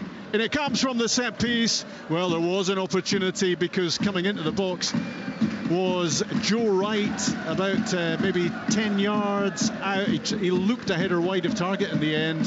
That was half a chance. I thought he was going to do better. There's two of them. It's two Kilmarnock players that's going up for. I think it was him and Ash Taylor. You know, and as we said, set plays is going to be a big thing for them. You get a goal, it becomes 4-2. Slight difference on it again. You know what I mean? And it gives you a little bit of hope. But at this moment in time, they're hanging in there. And to be fair to them, Powers come on and he try to get a wee bit closer to Callum McGregor. You know, which is difficult because Callum is that clever, he just moves out of position and drags you about the pitch. But they're trying to be competitive. We spoke about that at half-time, saying that's probably the biggest thing that Derek would be asking them for. Kilmarnock 1, Celtic 4, 10 minutes into the second half here at Rugby Park. Chambers for Kilmarnock on the far side, the left. Had it, lost it. O'Reilly plays a pass towards Haksabanovic against Dorset. And free kick against the Celtic winger for the challenge on the Kilmarnock substitute. I think he just clipped his heels as the ball was running through. Obviously the Celtic fans aren't quite in agreement, but I think it probably just clipped his heels. The referee getting that one right. The Celtic fans with not really too much to concern themselves about this Sunday afternoon, Sunday lunchtime. Yeah, but they're competitive, Rob. We don't want you to be giving them free kicks if it's not against them. I know. You know what I mean? And players are the same. You know, you want to make sure that, okay, we don't want Kilmarnock, we don't want the players to be embarrassed. Of course, we understand that. But you've got to do your job. I mentioned David Watson of Kilmarnock there. He's just not long turned 18 and getting a fair bit of first team exposure at the moment, and a fair bit of interest in him as a player, Tomo, as well. Yeah, he's a very impressive young player coming up, bursting onto the scene, and clearly Derek thinks very highly of him as well, putting him into the middle of the park in this team. But yeah, it's a tough afternoon for him and for the rest of his teammates. Long throw into the box, headed away by Starfelt. Back it comes to Dorset, another up and under. Ash Taylor nods a ball towards the 6-yard box, but too close towards Joe Hart. He was able to come and collect before Kilmarnock could think about getting a second contact on that. It's incredible, Rob. You're talking about Joe Hart. Now we're in the final third. We made a 10 off for the opposite side of the pitch and just made a run, and Joe just played the ball diagonally, chased it right down and gets a throw in the final third. And they're the small details that people don't really talk about. They talk about, as I say, how good they are, but their work ethic in Maeda is incredible. Celtic playing towards that end, which is packed out with Celtic supporters. A Taylor throw towards O'Reilly on the byline, just a little bit too much altitude on it for the Celtic midfielder to be able to do anything with the header other than just flick it behind for a Kilmarnock goal kick. Sam Walker to take this, beaten 4 times first half, and no fault to be laid at his door at all. Plenty in terms of the players in front of him, but not him. His goal kick is flicked on by Vassell. Armstrong's after it. Starfelt heads it away. Iwata to McGregor, and now Taylor will pass the ball back to Joe Hart, just to keep the Celtic goalkeeper involved. Then out to Starfelt, who looked to paddle it around the corner, and maybe fortunate that the pass found Haksabanovic, who is racing down the right-hand side. Across comes Joe Wright to head the ball out of play. Kilmarnock are going to stay where they were in the Premiership, and that is second bottom. Goal difference taking a hit. They'll stay on 28 points, which is where Dundee United are off the back of their win yesterday, and a point better than Ross County, who lost on Friday night. Weekend wins for Aberdeen, Hibs, Livingston, Dundee United, Rangers, and I think we can probably safely say Celtic. And on the back of this, there will be only 2 wins away from back-to-back titles. That moment, Tomo, is getting very close, isn't it? Yeah, it is. I mean, I think we've all known it's coming for a long, long time. They've just been such a force this season, and obviously the recent Old Firm game just about concluded it. But yeah, they deserve it. They've been relentless and they've been very, very impressive this season. McGregor to Haksabanovic, right hand side for Celtic, heads in field. Dorset gets a foot in. Watson tries to challenge as well, but he still has it. Sead Haksabanovic, strong on the ball, lots of ability about him. As Celtic work the ball around Iwata to Johnston, but it's very noticeable how much more competitive Kilmarnock are. And well, they had to be, otherwise the scoreline was going to get seriously embarrassing. Again, it's Iwata right in the middle of the pitch. He really has added to Celtic's midfield choices. Quality player. Down the line from Mayo for Kilmarnock to the goal scorer for them, Donnelly, who gets clattered into, and David Dickinson gives the free kick.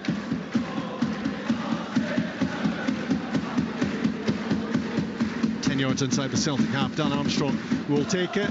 Taylor and Wright and Dorset all getting forward. Mayo as well alongside Vassell. Can Kilmarnock get something out of this? Can they get it back to 4-2? Armstrong's left foot from the right side, lots of height on it towards the back post. A header looped back into the box, but it lacked conviction really, and Joe Wright was able to just wander off the goal line and pluck that out of the air. Too many of the players watched it. It was a good header back across really, but you know, Tom, on that you'd be saying that I'm surmising you'd be getting in and smashing the keeper there. If the ball's coming back in, like, you're letting him know he's there, even though you're getting beat 4-1, whatever. You're letting him know that that ball comes back in, you're going to be first, or you're going for it anyway, but you can't just pick it up like that. As soon as it goes over your head, you know you're making your way into the middle of the goal. Oh, absolutely. It's about showing hunger, isn't it? And desire, and there wasn't much of that going on there. And that's the wee sort of things that'll lift the supporters if you do something like that. And I don't mean to injure the goalkeeper in any shape, but you've got to show them that, hey, I want to score a goal. You've got to hurt to score.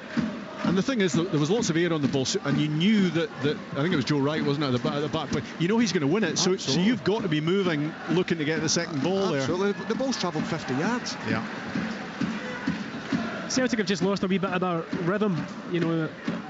They were so impressive in that first half, but just in the second half they're not controlling the ball quite as much as they did. A lot of that is down to how Kilmarnock are playing in this second half and harrying them and stopping them and being in their faces, but they're not really carrying much threat at the minute of Celtic. How keen is O to get a goal in front of his national team boss? He will be. I don't think he's touched the ball yet, right enough.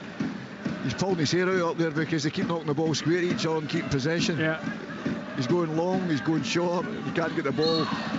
But I'll tell you what, if the ball does get forward and get about them, they'll know they're in a game, the two centre halves, because that's the one thing he's got. He's a real competitive edge to him. You know, he wants to score goals, and that's what I'm saying. I can imagine that ball we're talking about, the free kick for Kilmarnock there. If that had dropped in the opposition box, I'm sure O would have been smashing Big Walker in the goals, you know what I mean? So, and that's the difference, and sometimes that's the fine line of the top quality players. We're in the 63rd minute at Rugby Park with BBC Radio Scotland. The Kilmarnock 1, Celtic 4. A result that might not have been in any doubt with lots of people going into the game, certainly not once the game unfolded, and it could have been a whole lot more. It might still be a whole lot more. Power on the ball for the home team. Alongside him, Lewis Mayo moves down the touchline, tries to get away from Maidai. There he is, backtracking again and winning the ball and working hard, but Kilmarnock are much more in this than they were. Power's made a difference for them, wearing the captain's armband as well. They're snapping at the challenges now, which wasn't happening at all in the first half hour of the game. Dave Watson flying into a challenge as well and forcing the ball out of play. Taylor's throw towards O. Ash Taylor right in behind him. Rolled back by Donnelly to Power, now with Mayo. Clipped forward, the ball just gets away from Watson, and Greg Taylor can let it run behind for the goal kick. Used to be Greg Taylor's stomping ground. This, of course, worked with Stevie Clark when he was the manager here, and he's made pretty spectacular progress. He's been a top player, Peter, this season, hasn't he, Greg Taylor? Yeah, he's been fantastic. I was fortunate enough to work in a Toulon tournament with Greg, with Scotland at under 20s, and he was excellent. He's got a fantastic attitude to his games. He got a bit of criticism at the start, and I thought he's been excellent. The position he plays is completely different for fullbacks now, because you're playing as a midfield player more than a fullback. But his defensive qualities have got better. He's going forward, he's a goal threat. His quality in possession of the ball is excellent. But first and foremost, he's become a very, very good defender. And I think that's very important for this level he's at now when he's playing in Champions League and whatever.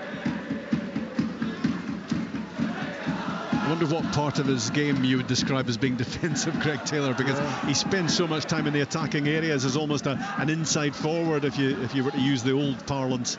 Yes. Across the ball goes to Haksabanovic. Sprinting alongside him was Johnston, making himself available. Awata fires the ball into the feet of Maida, takes a touch and a turn, and it just gets away from him. Otherwise, it might have been 5-1. Yeah, it was actually a really nice turn. We managed to kind of swivel on the ball, but it just drifted away from him through to the goalkeeper. But Celtic, yeah, they're not asking questions in this second half from an attacking point of view. I suppose maybe they don't have to, knowing they're 4-1 up. The ball launched downfield and headed away by Kobayashi, who hasn't had too much to stress him in the game. McGregor, Iwata, forward for Haksabanovic, threaded through towards but Taylor there first. There's a whole different look about Kilmarnock in this second half, and they're going to be desperately wishing, as they look back on this, that they could have produced this sort of performance early on to stop Celtic, or to try to stop Celtic. It's not always possible. Haksabanovic on the left-hand side. O'Reilly clips in a tempting cross, and came flying in, and in the end it just flashes across goal. Sam Walker lets it go, and it's gone behind for the goal kick. Fantastic ball in from Matt O'Reilly, you know. And to be fair to he couldn't get across the front post because the defender was there, but he's got between them, and he's launched himself into it, and the ball was just in front of him. But a great ball in from Matt O'Reilly, and great play with the striker, because I think it's always important strikers get between the sticks. You know, you either front, middle or back, they always used to say, and he always seems to be there when the ball goes wide. A hat-trick of changes coming up for Celtic. I think David Turnbull's going to be coming on, Aaron Moy's going to be coming on, and Rocco Vata as well seem to be the three who are getting ready down there.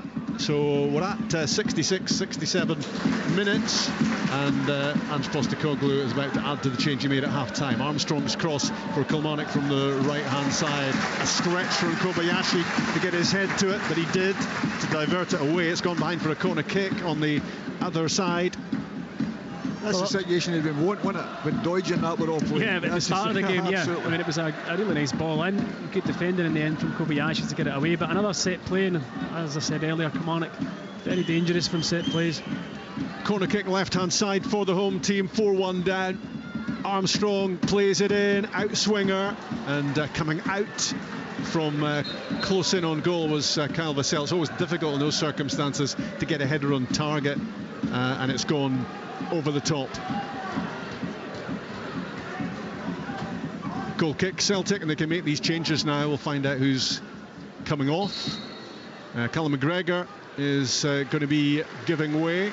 Aaron Moy will move into that position. He's getting subbed because he made one mistake. Yeah, exactly. He took a wee knock on his shoulder when he made that mistake, and I'm just wondering whether or not Ange Postecoglou is just making sure there's absolutely no risk. Do you think that'll affect the Player of the Year vote, Peter, that mistake first half? Well, it shows you the standards of the manager. One mistake, you're off. I'd be amazed if Kyogo didn't get it with the goals he scored, but there's so many players that play for Celtic that could be in the running. Well, Matt O'Reilly's going to be distraught because there's going to be no hat-trick for him. He comes off at this stage.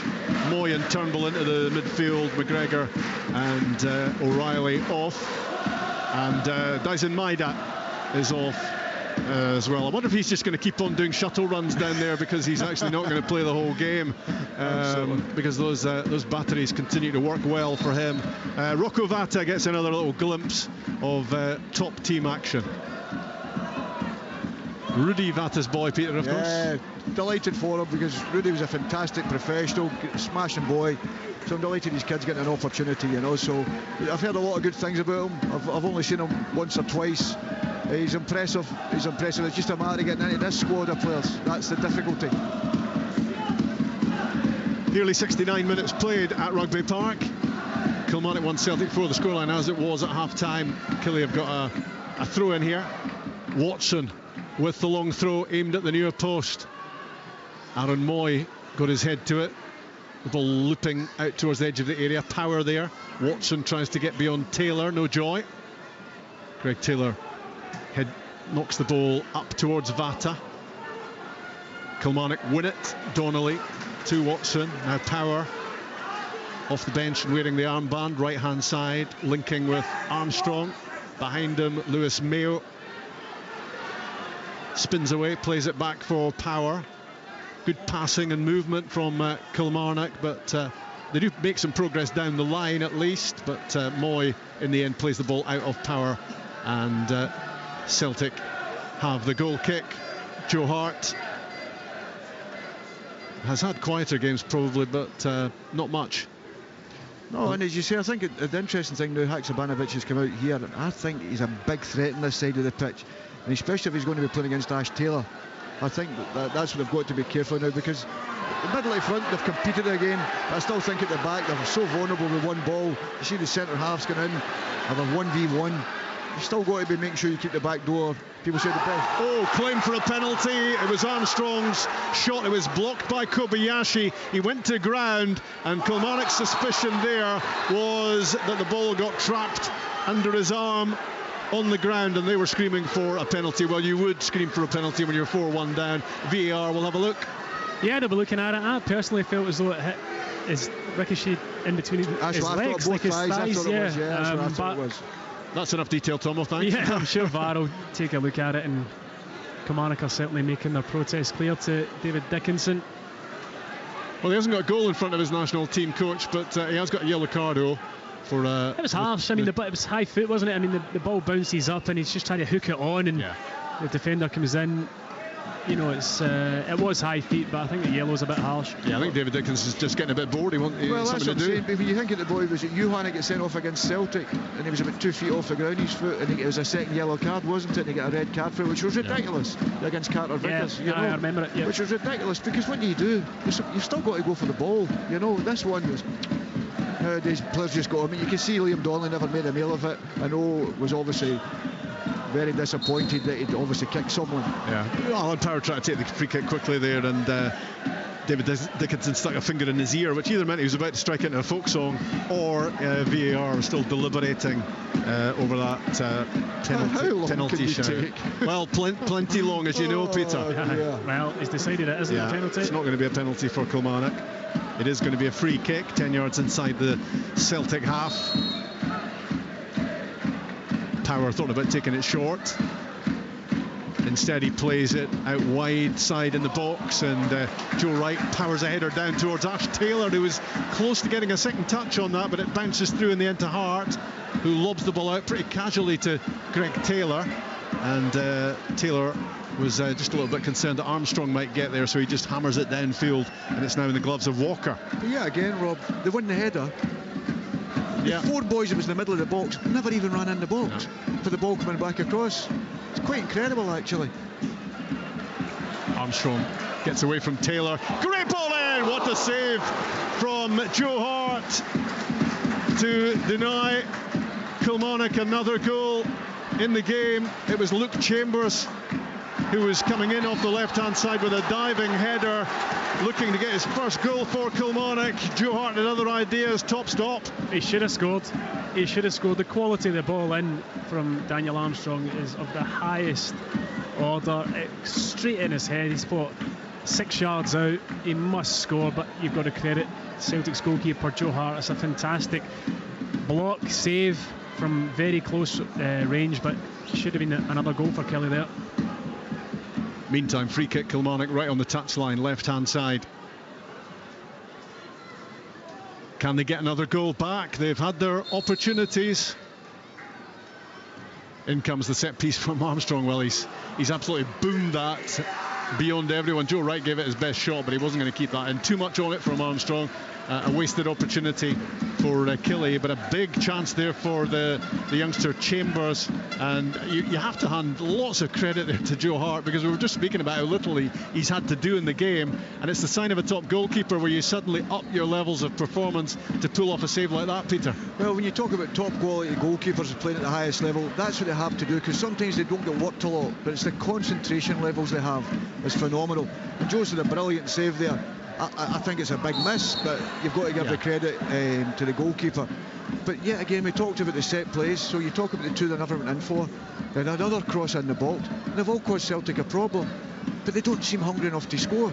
And you talk about them being the low scores in the division. Watching this, you can see the reason why. Are they maybe, is another factor maybe that they're just completely shot to pieces, Tomo, in terms of the things you would do normally in a game when you've suffered like this? That has an impact as well? Yeah, possibly, but I mean, I do think they'll take a lot of positives from this second half performance. I think it's been much improved, certainly from the first. Couldn't have been much worse, to be honest, but they have made it very competitive against Celtic, really limited Celtic in this second half to creating anything, and they've managed to fashion a couple of opportunities for themselves as well. Kobayashi to Taylor doesn't stick for Celtic, who've dropped out of their rhythm, as Tomo said, and when you do that, it's difficult to get it back, isn't it? It can be difficult to get it back. And to be fair, I think you've got to give Power a wee pat in the back, because he's come on and he's tried to be competitive, and I think that sparked his teammates round about him. Young Watson, that's went after the ball, Daniel Armstrong going after the ball. They're all getting closer to it, which we were talking about. That's what they should need to do in the first half. But if you don't defend right, it gives you the problems. You start making the game bigger and longer, and then the good players just take over, and that's exactly what happened with Celtic. But the second half, as we spoke about at half time, Derek was hoping it was going to stay 0-0, and if they can win the game 1-0 the second half, he'd be absolutely delighted. The ball down the side for Vata. Great ball in, and had the chance at the near post to make it number 5, and it skims the net, but it's the side net as it whistles wide of target. It was the first real opportunity for Celtic in this second half. It's a fantastic ball in from Vata down in the right hand side. Really good ball in. His movement's good. He gets it there ahead of the defender. For me, he's going to hit the target. He should be scoring in front of Jürgen Klinsmann. He puts it into the side netting. But yeah, Celtic's first big opening of the second half. Great run again. He should probably just take himself a little bit. You'll know better than me, Tom, but just by the front post, because he's got great contact on it. So when he gets that much contact, you expect the keeper either have a save or the ball's in the back of the net. So he must have been just too far by the front post. I think you've been kind to him. I thought, Peter, we were going to get an insight into your goal-scoring prowess there for a moment. I've said nothing. That means we're off a distance because there's nothing in the box. But it was a big chance for Owen. You were looking for the ball in the back of the net rather than behind the goal. It was a big opportunity, and just the first glimpse of what Rocco Vata can do, and he didn't hang about, and he whipped a great ball in, and it was asking to be put in the back of the net. I think that's an artist's route the game. When wingers go by them now and putting the delivery in. Tom will tell you has been a striker. There was nothing better. Early crosses coming in. Early ball, earlier the better. Absolutely. Taylor into the middle for Celtic. Joe Wright dealing with it, and back out on the right hand side. Armstrong plays it forward, looking for Vassell. Starfelt first there, then Greg Taylor, and back to Yuki Kobayashi. I think a lot of Starfelt's work goes unnoticed. He's very competitive, he wins his headers, he makes it difficult for the strikers he's playing against. Here's Aaron Moy popping up left side of the box, tries to play it in on the half volley, blocked by Donnelly, and it goes behind for the corner kick. Any hope that Kilmarnock have of Celtic easing off? No, they haven't been as effective second half, obviously, but they are not switching off. They can lift it at any point. They can switch up a gear, and they can add to this 4-1 advantage. Kilmarnock have to be wary. Turnbull plays in the corner kick. A couple of deflections on the cross, finally cleared by Mayo, and all the way out for a throw-in on the right-hand side. Vata collects the ball, but he's going to leave it to Johnston to take the throw, and he gets it straight back. Turnbull, eager to make an impression with his time off the bench. Back to Kobayashi, and he steps forward, and Armstrong tries to engage. The ball played in centrally, and Donnelly did really well defensively to get his boot wrapped around it and get it clear. Fired forward again towards Turnbull again. Liam Donnelly does good work, looking much more solid, that area with Donnelly and Power in it. Down the line, left side, Dorset just stumbling on the surface, and that allowed Rocco Vata to intervene and play the ball back to Joe Hart. Out short to Kobayashi. Good pressure from Armstrong, right on top of him, wins it for Kilmarnock, close to the corner now. Can he create from here? Back onto the left peg. Power in support, and Mayo's pass goes to Alan Power. Clipped towards the byline for Armstrong.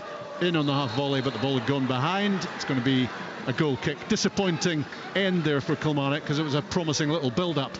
Yeah, I thought Daniel, when he got the first opportunities, we talked about it earlier, Put it in on his left. Put it in. Yeah, put it in. Because as soon as you cut back, all your strikers are getting in the box, or your midfield support getting in the box. Put it in there and let them find it, because you've done your job. You've got that opportunity to cross, and that's what you're looking for. And he done that, and then taking that extra touch and too many short passes, and then they run out of the field then, obviously. Johnston back to Starfelt. Vassell hunting it down as Celtic work it along the back. Joe Hart on his left foot fires it up to chested down by the Korean. He's got Joe right at close quarters, but he gets away a really good pass to Moy, who's being held by Donnelly, but still lofts it forward. And Iwata chasing, collects. He's just inside the box, peering alongside Rocco Vata. Good ball fired in, cleared by Dorset. The youngster Rocco Vata tries again. Lovely bit of play, lifts it to the back post, and it's headed away by Ash Taylor. Down went and the Celtic fans behind that goal were looking for a penalty. I don't think they were going to get it, though. It was just powerful and strong from Ash Taylor defensively there. Well, they'll be taking a look at it, but yeah, I mean, I felt as though he defended the situation well. Whether or not there's hands on the back and a push, I don't know, but no, it's been quickly decided that there hasn't been. He's on the wrong side of him, Tom, wasn't he? Defensively, if the ball's down, that's it. Surely the centre back's got to be the opposite side. I would agree, yeah. Corner kick, left hand side. Haksabanovic plays it in. Johnston flicks it near post, and it's heading behind on the other side for a Kilmarnock goal kick. Well, they've got to 80 minutes, the home team, without that scoreline getting any worse for them, and you wouldn't have had high hopes for that in the first half, but they've been a whole lot better second half, and they will take a lot of encouragement. You can see how they've been much more satisfied with themselves second half, Peter, at the way they, or Tomo, at the way they've performed. Aye, 100%. I mean, you know, when in that spell in the first half when they missed the penalty, it could have been 5. You're thinking, you know, you're almost feeling a wee bit sorry for them. In the fact, you're thinking to yourself, this could end up 8-9, 8-9-0, and it's going to be an absolute doing. But you've got to give Kilmarnock the credit for the way that they've changed their shape and the way they've made it competitive in this second half, and managed to create a few things themselves. Aaron Moy ending up on his backside, having tried to play a pass in the midfield, and his feet just went completely from under him, but no damage done. But look who won the ball back. The opposite wide player, Haksabanovic, runs all the way back into the left back area, wins the ball back for someone else's mistake. The game opening out, and that could spell trouble for Kilmarnock. Moy making a lot of ground, plays it to Johnston. His cross is headed behind by Dorset. Corner kick coming up for Celtic. They could have had more there on what looked like a very promising counter-attack. And the corner kick is taken short, and Moy can clip the ball into the middle. What a chance for Carl Starfelt. 6 yards out, should have been 5-1. He heads it over the top. There's 2 big chances he's missed. We said one in the first half, he's missed one in the second half. And I don't know what South Korean is for swearing, but I'm sure that was squealing at Aaron Moy for not putting the early ball in. I think it was the first bit of the swear. Absolutely. Starfelt's got to score that. And he's got to score, yes. It's a free header 6 yards out. Was screaming at Moy for not putting the ball in. I know they get the corner from it, but he was standing right in the middle of his goals himself. He's so desperate to score. Derek McInnes were disappointed with the actual corner itself, because they only put one man out, and Celtic took the short corner, and they were a 1-2, and they're straight through and in goal. Jordan Jones and Brad Lyons are coming off the bench for Kilmarnock. David Watson, one of the players, coming off, and Luke Chambers as well, who could have scored second half. That diving header probably should have scored, but it was a great save from Joe Hart. So 2 youngsters off, and they get a nice ripple from the Kilmarnock fans around about us here. I think the fans are grateful for that their team have dug in here after a disastrous first half. And the 2 young boys deserve it. You know, they've worked hard, they've tried to do their jobs, what they've been asked, you know, and they've kept going. And listen, sometimes that shows you more the character the manager will be looking for, and he knows he can depend on these kids, and great for them. Could be a chance here for Kilmarnock immediately after those changes. Jones, left side of the box, clips it in. Not sure if it took a deflection, but it's paddled around the post by Joe Hart for a Kilmarnock corner. So lively after that little change, and Kilmarnock may be optimistic here that they can get another goal back. It was positive play from Jones just on the pitch. Took it on his left foot, tries the shot, deflected wide. Here's the corner kick. Jones again arrowing it in towards the near post, cleared by O, and the break possibly on for Celtic, but Power gets across and gets to the ball before Rocco Vata. Back it goes to Walker, and the goalkeeper plays it up towards Jones. Rob, small detail, watch Celtic there. They cleared the ball for a corner, and their back four were at the halfway line by the time the ball landed. Yeah. And that just shows you they've not gave up, been sloppy coming out. They run right up to the halfway line and left about 5 Kilmarnock players offside. Quite incredible. I like your small detail.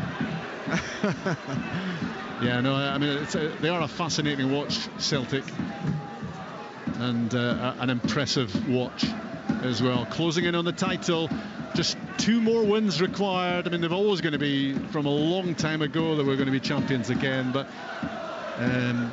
it's exciting for their fans when they close in on it, and they are closing in on it very quick. Turnbull squares the ball, and it's fizzed just wide of target by Tomoki Iwata. It's inches past the post, that. Yeah, I was surprised Turnbull never turned on, because he likes scoring from distance. He's got that quality, but to be fair, his layoff was perfect, and you expect Iwata to hit the target. But as you said, he's done well. He's a good player. He's done well again. He's always available for a pass, and as you say, it's difficult to play that because he'll probably want to play that deeper one, but Callum plays, and Callum's the best at it. I think he was player of the season, was he, in the J League? Yes, he was. Yes, he was. Yeah, yes. Yeah, and you can see that about him, that nothing much phases him, and when he plays, he can push Callum McGregor, who's off now, of course, further forward, and well, you'd want 2 Callum McGregors ideally, wouldn't you? Absolutely. But you can tell he's always available. That's the secret of a good player. He always seems as if he's got time. Jordan Jones attacking and cleaned out by Alistair Johnston's challenge. Got there as quickly as he could, but he was well late, and he's yellow carded, and he's not surprised to see that card in his face. No complaints. Yeah, a pretty crude challenge there from Alistair Johnston. Jones just nicking it past him. You know, he's got the pace. Johnson a half a second late. Actually, I thought he caught him quite high up in his leg. I thought he'd slipped, actually, because it seemed a weird tackle. He caught him and quite maybe high fortunate. Is that Ben Summers down there? I think so. Another teenager about to come off the bench for Celtic. Not much about him, Peter? No, I've just seen a couple of clips of him on the youth games, obviously, in the B team and whatever. And he seems decent enough. They've got a lot of good players, Celtic. Yeah. The biggest problem is, how do you get into this 25-man squad? That's the problem they're going to have, no matter what. And the answer is injuries at the moment, opening the way for them. Anyway, free kick Kilmarnock, left-hand side. What can they do from this? Armstrong and Jones over it. It's played in by Armstrong near post. Stooping to head it away was Iwata. And back in the centre circle, Brad Lyons can play it back out wide. Armstrong and Jones to combine. Plenty in the box if they can get it there. Jordan Jones shaping for the cross. Johnston blocks it in the end. It goes behind for a corner kick. And it's taken quickly and it's taken short. And it's back with Jones from Armstrong, and he tries the shot from an angle. Jordan Jones, never too likely, and he's wishing now he'd maybe fired that in for a header instead. Celtic will make the change. It's going to be Sead Haksabanovic coming off, and it's going to be youngster Ben Summers coming on. Not his best game, Haksabanovic. You know, I have been, like Peter, impressed with him this season whenever he's had the opportunities to come into the team, but never really set it on fire today. But you know what he done, Tomo? He kept his position, and it was strange because you're saying he's not allowing the fullback to go forward because the fullback was scared to go forward then, and he just held his position and allowed everybody else to run off and whatever. And you don't know if that's a tactic probably the managers wanted to use, because I'm the same as you. I've been really impressed with him. But just playing his positional play was so important to some of the situations that arose. That was a great header away by Joe Wright moments ago. He was tangling with O. They were dragging each other to the ground, the pair of them. And as he was going backwards, he still managed to win the header, Joe Wright. It took a bit of doing.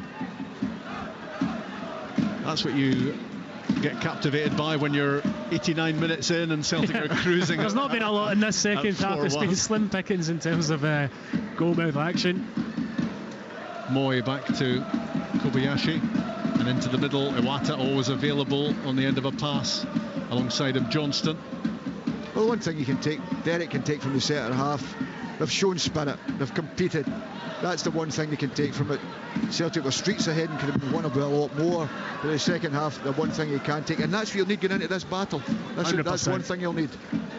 4 goals up early on, Celtic. Could have been 5 had Kyogo taken his chance with the penalty and failing to make it to 30 goals for the season. How does it feel, Tomo, when you just fail to get to 30 goals a season? I couldn't tell you. 30 goals in 3 seasons. That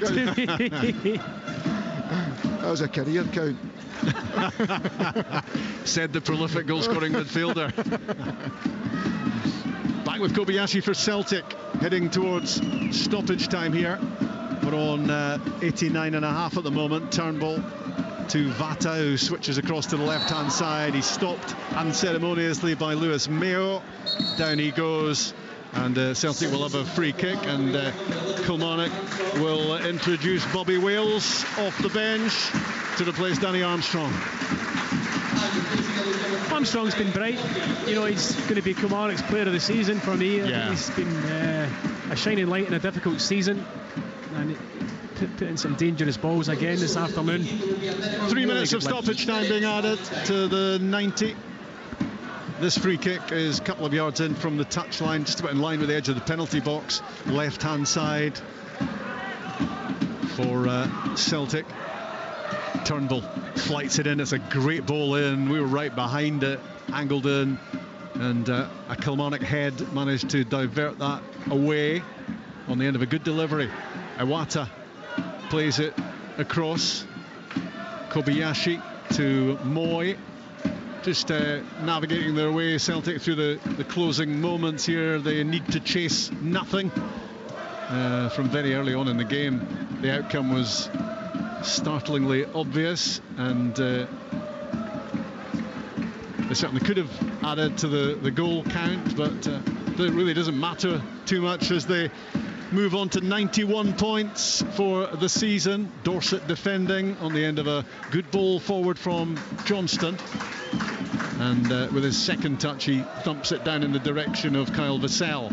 Good work against Starfelt from Vassell, but he's on his own, so he's as well to take the shot on, which he does from an angle, and it was he couldn't have done much better with it other than score, because it looked as if it might have scraped the post on its way behind. Yeah, the disappointing thing for me, I was just praising Starfelt a minute ago, but as you learnt as a centre back, when the ball's near and it's going there to win it, go and win it, don't let it bounce. He's let it bounce, and to be fair to Vassell, he's fought him and turned him round, but he's given up an opportunity. They're the wee moments that Carroll gets criticism for. When you're talking about good defenders, they don't make the errors. For Celtic, it's going to be 91 points out of a possible 96. In comes across from Jordan Jones, and Vassell, who deserves a big pat on the back for his performance today, gets a glancing header and he just couldn't get over it enough, so it skims the top of the net rather than going under the crossbar. He's unlucky because he's at full stretch, and it's another good ball into the box. They have caused problems with their deliveries in this second half, and I think you're right, Vassell, again, and much like Armstrong, has been one of the most impressive performers. I think this afternoon, the way he's held the ball up, he's fought and scrapped for everything, and he's carried a goal threat as well. Jordan Jones in possession late on at Rugby Park, inside stoppage time, and it looks very much as if the half-time scoreline is going to be the full-time scoreline, and Kilmarnock will take some satisfaction from that, horrified as they are with their contribution to Celtic's start to the game, when they very quickly went from 0-0 to 4-0. Donnelly's goal back on half-time, and here we are close to the final whistle, and Turnbull on the ball, right side of the box, clever flick through, and Johnston came in and blasted a shot just a foot too high. Almost a grand finale for Celtic to yet another Premiership win. Yeah, you're right. I thought he should have hit the target. He struck it ever so well, but you'd expect him to hit the target from there. But what you said there a minute ago, Rob, about Celtic's start to the game, it was Kilmarnock's poor start to the game, really, more than Celtic's start to the game, and that was a disappointing thing for Derek. That's when the game was won and lost, as Celtic went 4 ahead in quick time here at Kilmarnock, and the home team made error after error, and Celtic were happy to punish them, and the punishment could have been even more severe at that stage. But certainly Kyogo scored his 29th of the season, missed a penalty, hit the post when it should have been that milestone 30 for him. Dyson Maeda headed in a Johnston cross, as Celtic did pretty much as they pleased in that early stage of the game. Matt O'Reilly scored from close in and a little bit further out, 2 off his left foot, second one beautifully struck, and they were 4-0 in front. And at that point you feared for Kilmarnock and what this scoreline might become, but they certainly got themselves reorganised with Dorset and Power coming off the bench, and they solidified, and they got a goal back right on half-time when Liam Donnelly scored, denied with his first attempt, but they kept battering at the door and finally got the ball in the back of the net. And finally for Kilmarnock, a positive right on half-time, 4-1, and that's the way it has finished. There have been 1 or 2 little squeaks for Celtic, but definitely 1 or 2 chances for Kilmarnock as well to make the scoreline even better. And while they will be pretty horrified at their contribution early on in the game, they'll be more than a bit satisfied that they've managed to withstand what Celtic threw at them in the second half, and it ends up being better than it might have been for the home team. But they stay where they were, a point off the bottom. Their goal difference has suffered a bit more. Celtic move a significant step closer to the title. Their goal difference improved. It's back to 12 points of a difference between themselves and Rangers. 2 more wins will give them the title. Again, they're 4 wins away from the treble. Final score at Rugby Park: Kilmarnock 1, Celtic 4. This is Sports Zone.